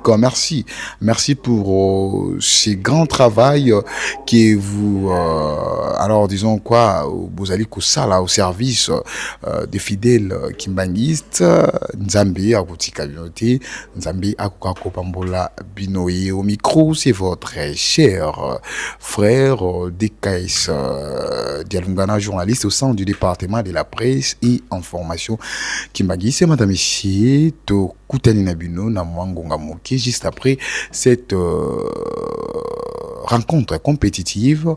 Ainsi, nous sollicitons à notre régisseur qui est là de mettre une chanson. Peut-être qu'après la proclamation, nous allons encore revenir pour boucler totalement ces reportages, sans oublier que nous attendons la victoire. Nous allons franchir aujourd'hui, nous allons franchir le seuil qualificatif. Nous parlons de Léopard de la République démocratique du Congo qui affronteront ce soir à la Jamaïque. C'est aussi la Jamaïque. Les Léopards vont affronter la Jamaïque aujourd'hui pour se qualifier alors pour aller à la Coupe mondiale. Ça fait exactement 54 ans. Nous pouvons calculer, c'est depuis 1970 au Tokindara Soso na mondialité, mais aujourd'hui nous croyons que nous allons allez, force à vous les léopards, nous sommes des cœurs avec vous. Ça c'est un message de réconfort, un message de soutien, un message plein de compassion à l'endroit de notre équipe, de nos fauves congolais. Madame ici, on se retrouve juste après la proclamation de cette grande collecte des fonds qui s'organise devant la résidence officielle du chef spirituel.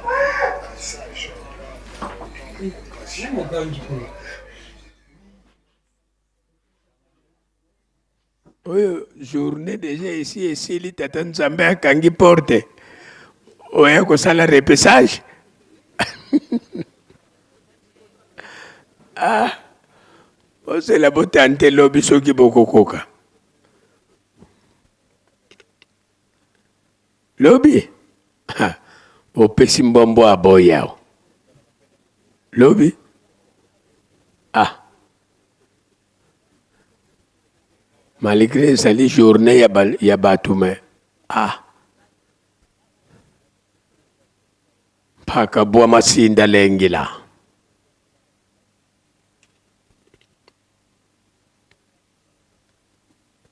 Bon, tout le monde, maman, sali surprise, il y a $50. Est-ce que $100 est comme on en a été? Pas gêné, ah, pèlerin. Combien? Pèlerin, 5 000 francs.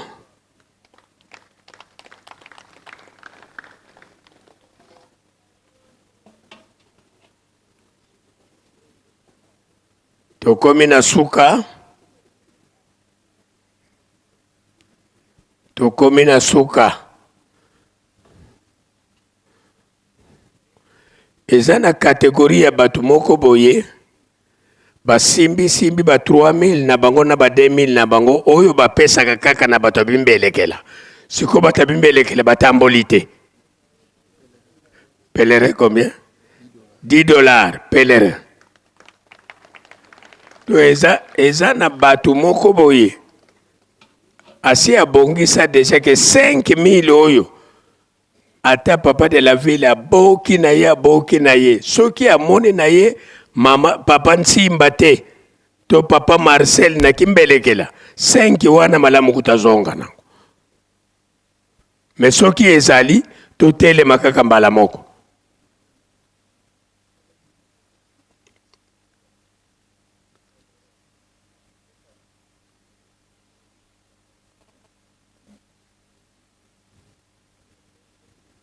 Comptabilité.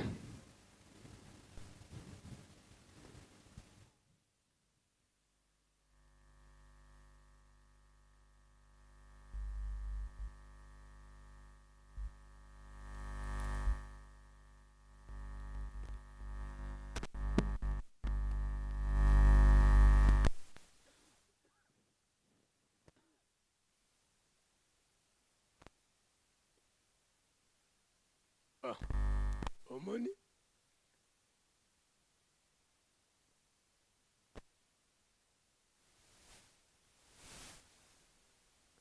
Donc, batata boko zwa 0. Ba mama baye na kimbelekela na bango. Batata 0. Ah.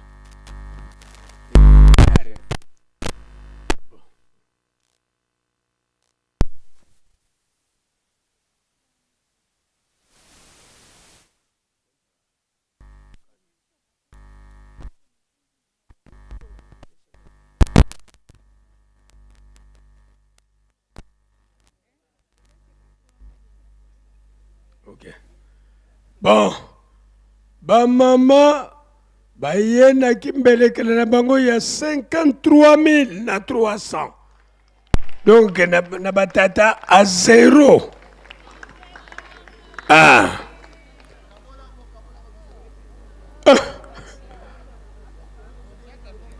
Non. Bagenoye. Papa chauffeur a kozala na raison.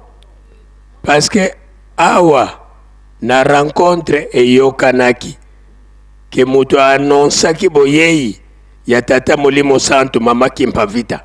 Oya yena mbongo wa nani? Alors bongo soki to kaboli yango divisé par deux mabeza. Mabeza te. Hein?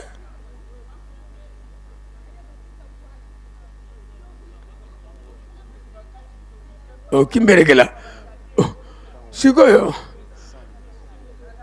Ah. Na compte baka. Weno. Aena kimberekela ya 100 000 francs. Félicitations. Bon. Kani ni susu bayena kimberekela. Kamason. Yo mutozali. Kamason. Soki pe ba pèlerin bozana kimbelekela boya. Kamason na kimbele na kiba pèlerin soki kimbelekela ezali bo yen mbala moko. Kamfuma honorable soki aza wapi. Ah, weno yoka kotoyo. Kamason kimbelekela 200 000 francs. Ah, félicitations.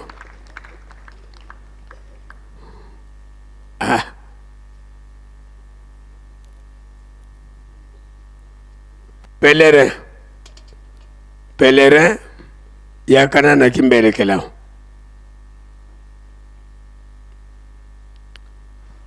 Donc petit pays basate, Kipaku basate,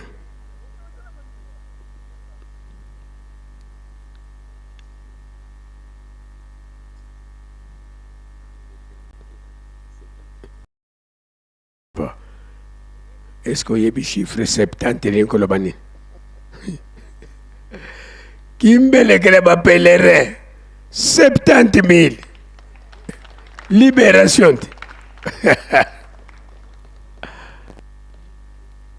Tangu koko kinsemba kokisaki 70 na boma tokendaki kozwa yete.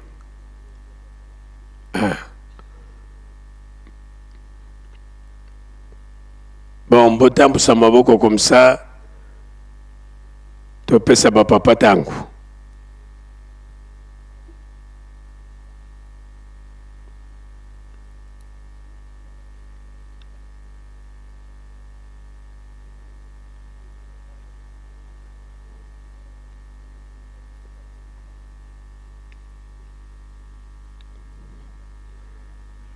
S'occuper moutouazana nous na moi 5 000 francs, 10 000 francs.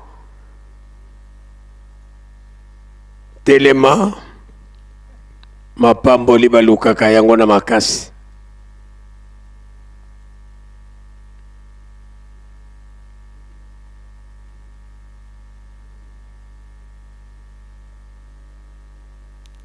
On dirait batu bazosa la blague.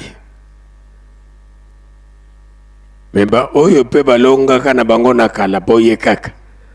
Ba oyo pe balonga kite boye kaka. Tokomona nini? Balobaka kaka boye. Hein? Ha.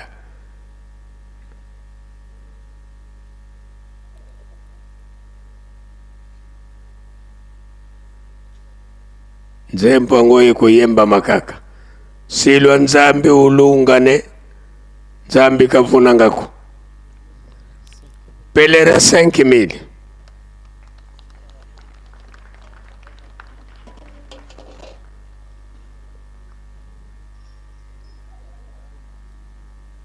Silwa nzambi ulungane. Nzambi kavuna ngako.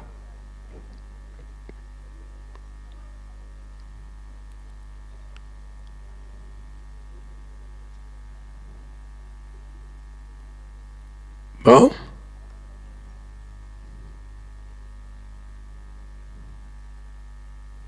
Tous aussi les sanabiso.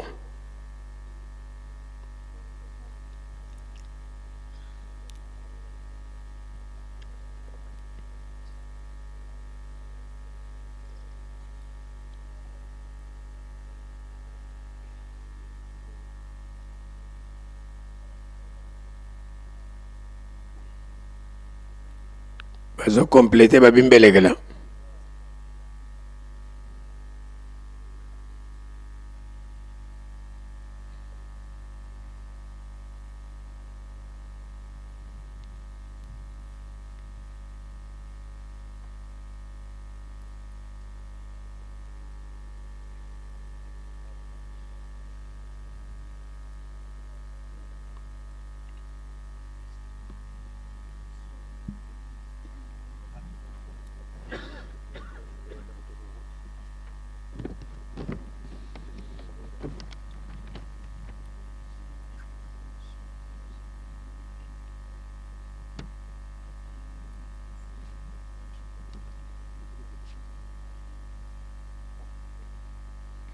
Bon, na kombo ya tata ya mwana pe tata Molimo Santo, mwa mosala tosali lelo, batu babimi liboso ezali ba pèlerin, ba oyo babimi deuxième Kamason, troisième Weno, quatrième Kanfuma, pe 5e Kipaku. Nabanza oyo nde tosali na butu ya lelo to na poko ya lelo na kombo ya tata mwana pe tata Molimo Santo. Amen. boye bakate ba mama baganye na kimbeleke. Ah. Bango batata bazwi fiasco na kimbeleke. Na poko. En tout cas, oyo grand zero. Babengi yango papa na lingala libungu tulu. Diansuka. Makani kokila. Tusamba. Muzola kwangedi yeto se mwana yetata mwanda velela. Tutondele yangalala. Munlemvo yezola bilu tusongele. Ye mansweki malutu songele mulumbu kya unu. Bika nkumbu akuyazitu swa. Kimfumu kya kubika kiza. Luzololo akulofanga mavava ntoto. Bonso buluvanga manga kokozulu. Tangu yifweni pasivoto vambana. Beto ibeto tuvambananga nge kuvambananga yebetoko. Fulu bebyo bitu kalankebi kalantanini. Sambulu sakumuno tulombele muzola kwangedi yeto se mwana yetata mwanda velela. Ensambu zange mfumu wetu Yesu Kristo yozola kwangitata nzambi wase yo ntwadi wangitata mwanda wavelela biko kwa masikila mnaitu tuko ya kwa yelemvu se ye mwana tata mwanda wavelela. Amen. Amen. Tuende nukiambote ingeta ntino.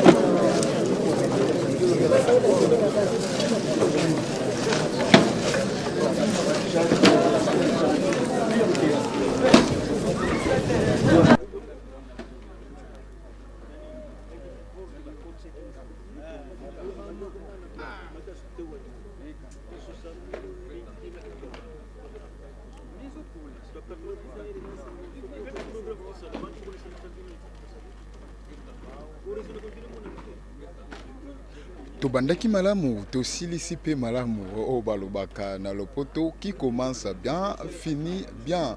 Ezalaki bongo rencontre, il y a l'Union de la jeunesse Kimbangi, c'est à Mokolo mardi, il y a le 31 mars 2026 et aussi c'est la fin pour ce mois de mars. On a rendez-vous alors c'est demain le 1er avril 2026. Merci à vous de nous avoir suivis. De remercier également l'équipe technique Oishunga Kibiso Botika Malamu Tokutani Omokolo Mwa Lobby Mokolo ezali bongo ba mama bakobenga ka mercredi solution Mokolo ezali pe concentré juste na activité ya lingomba pona kosala misala pona kokanisa pipasi ya mama Mwilukia wanga nditani totondi bino botondi pe tokutani mbala ya sima.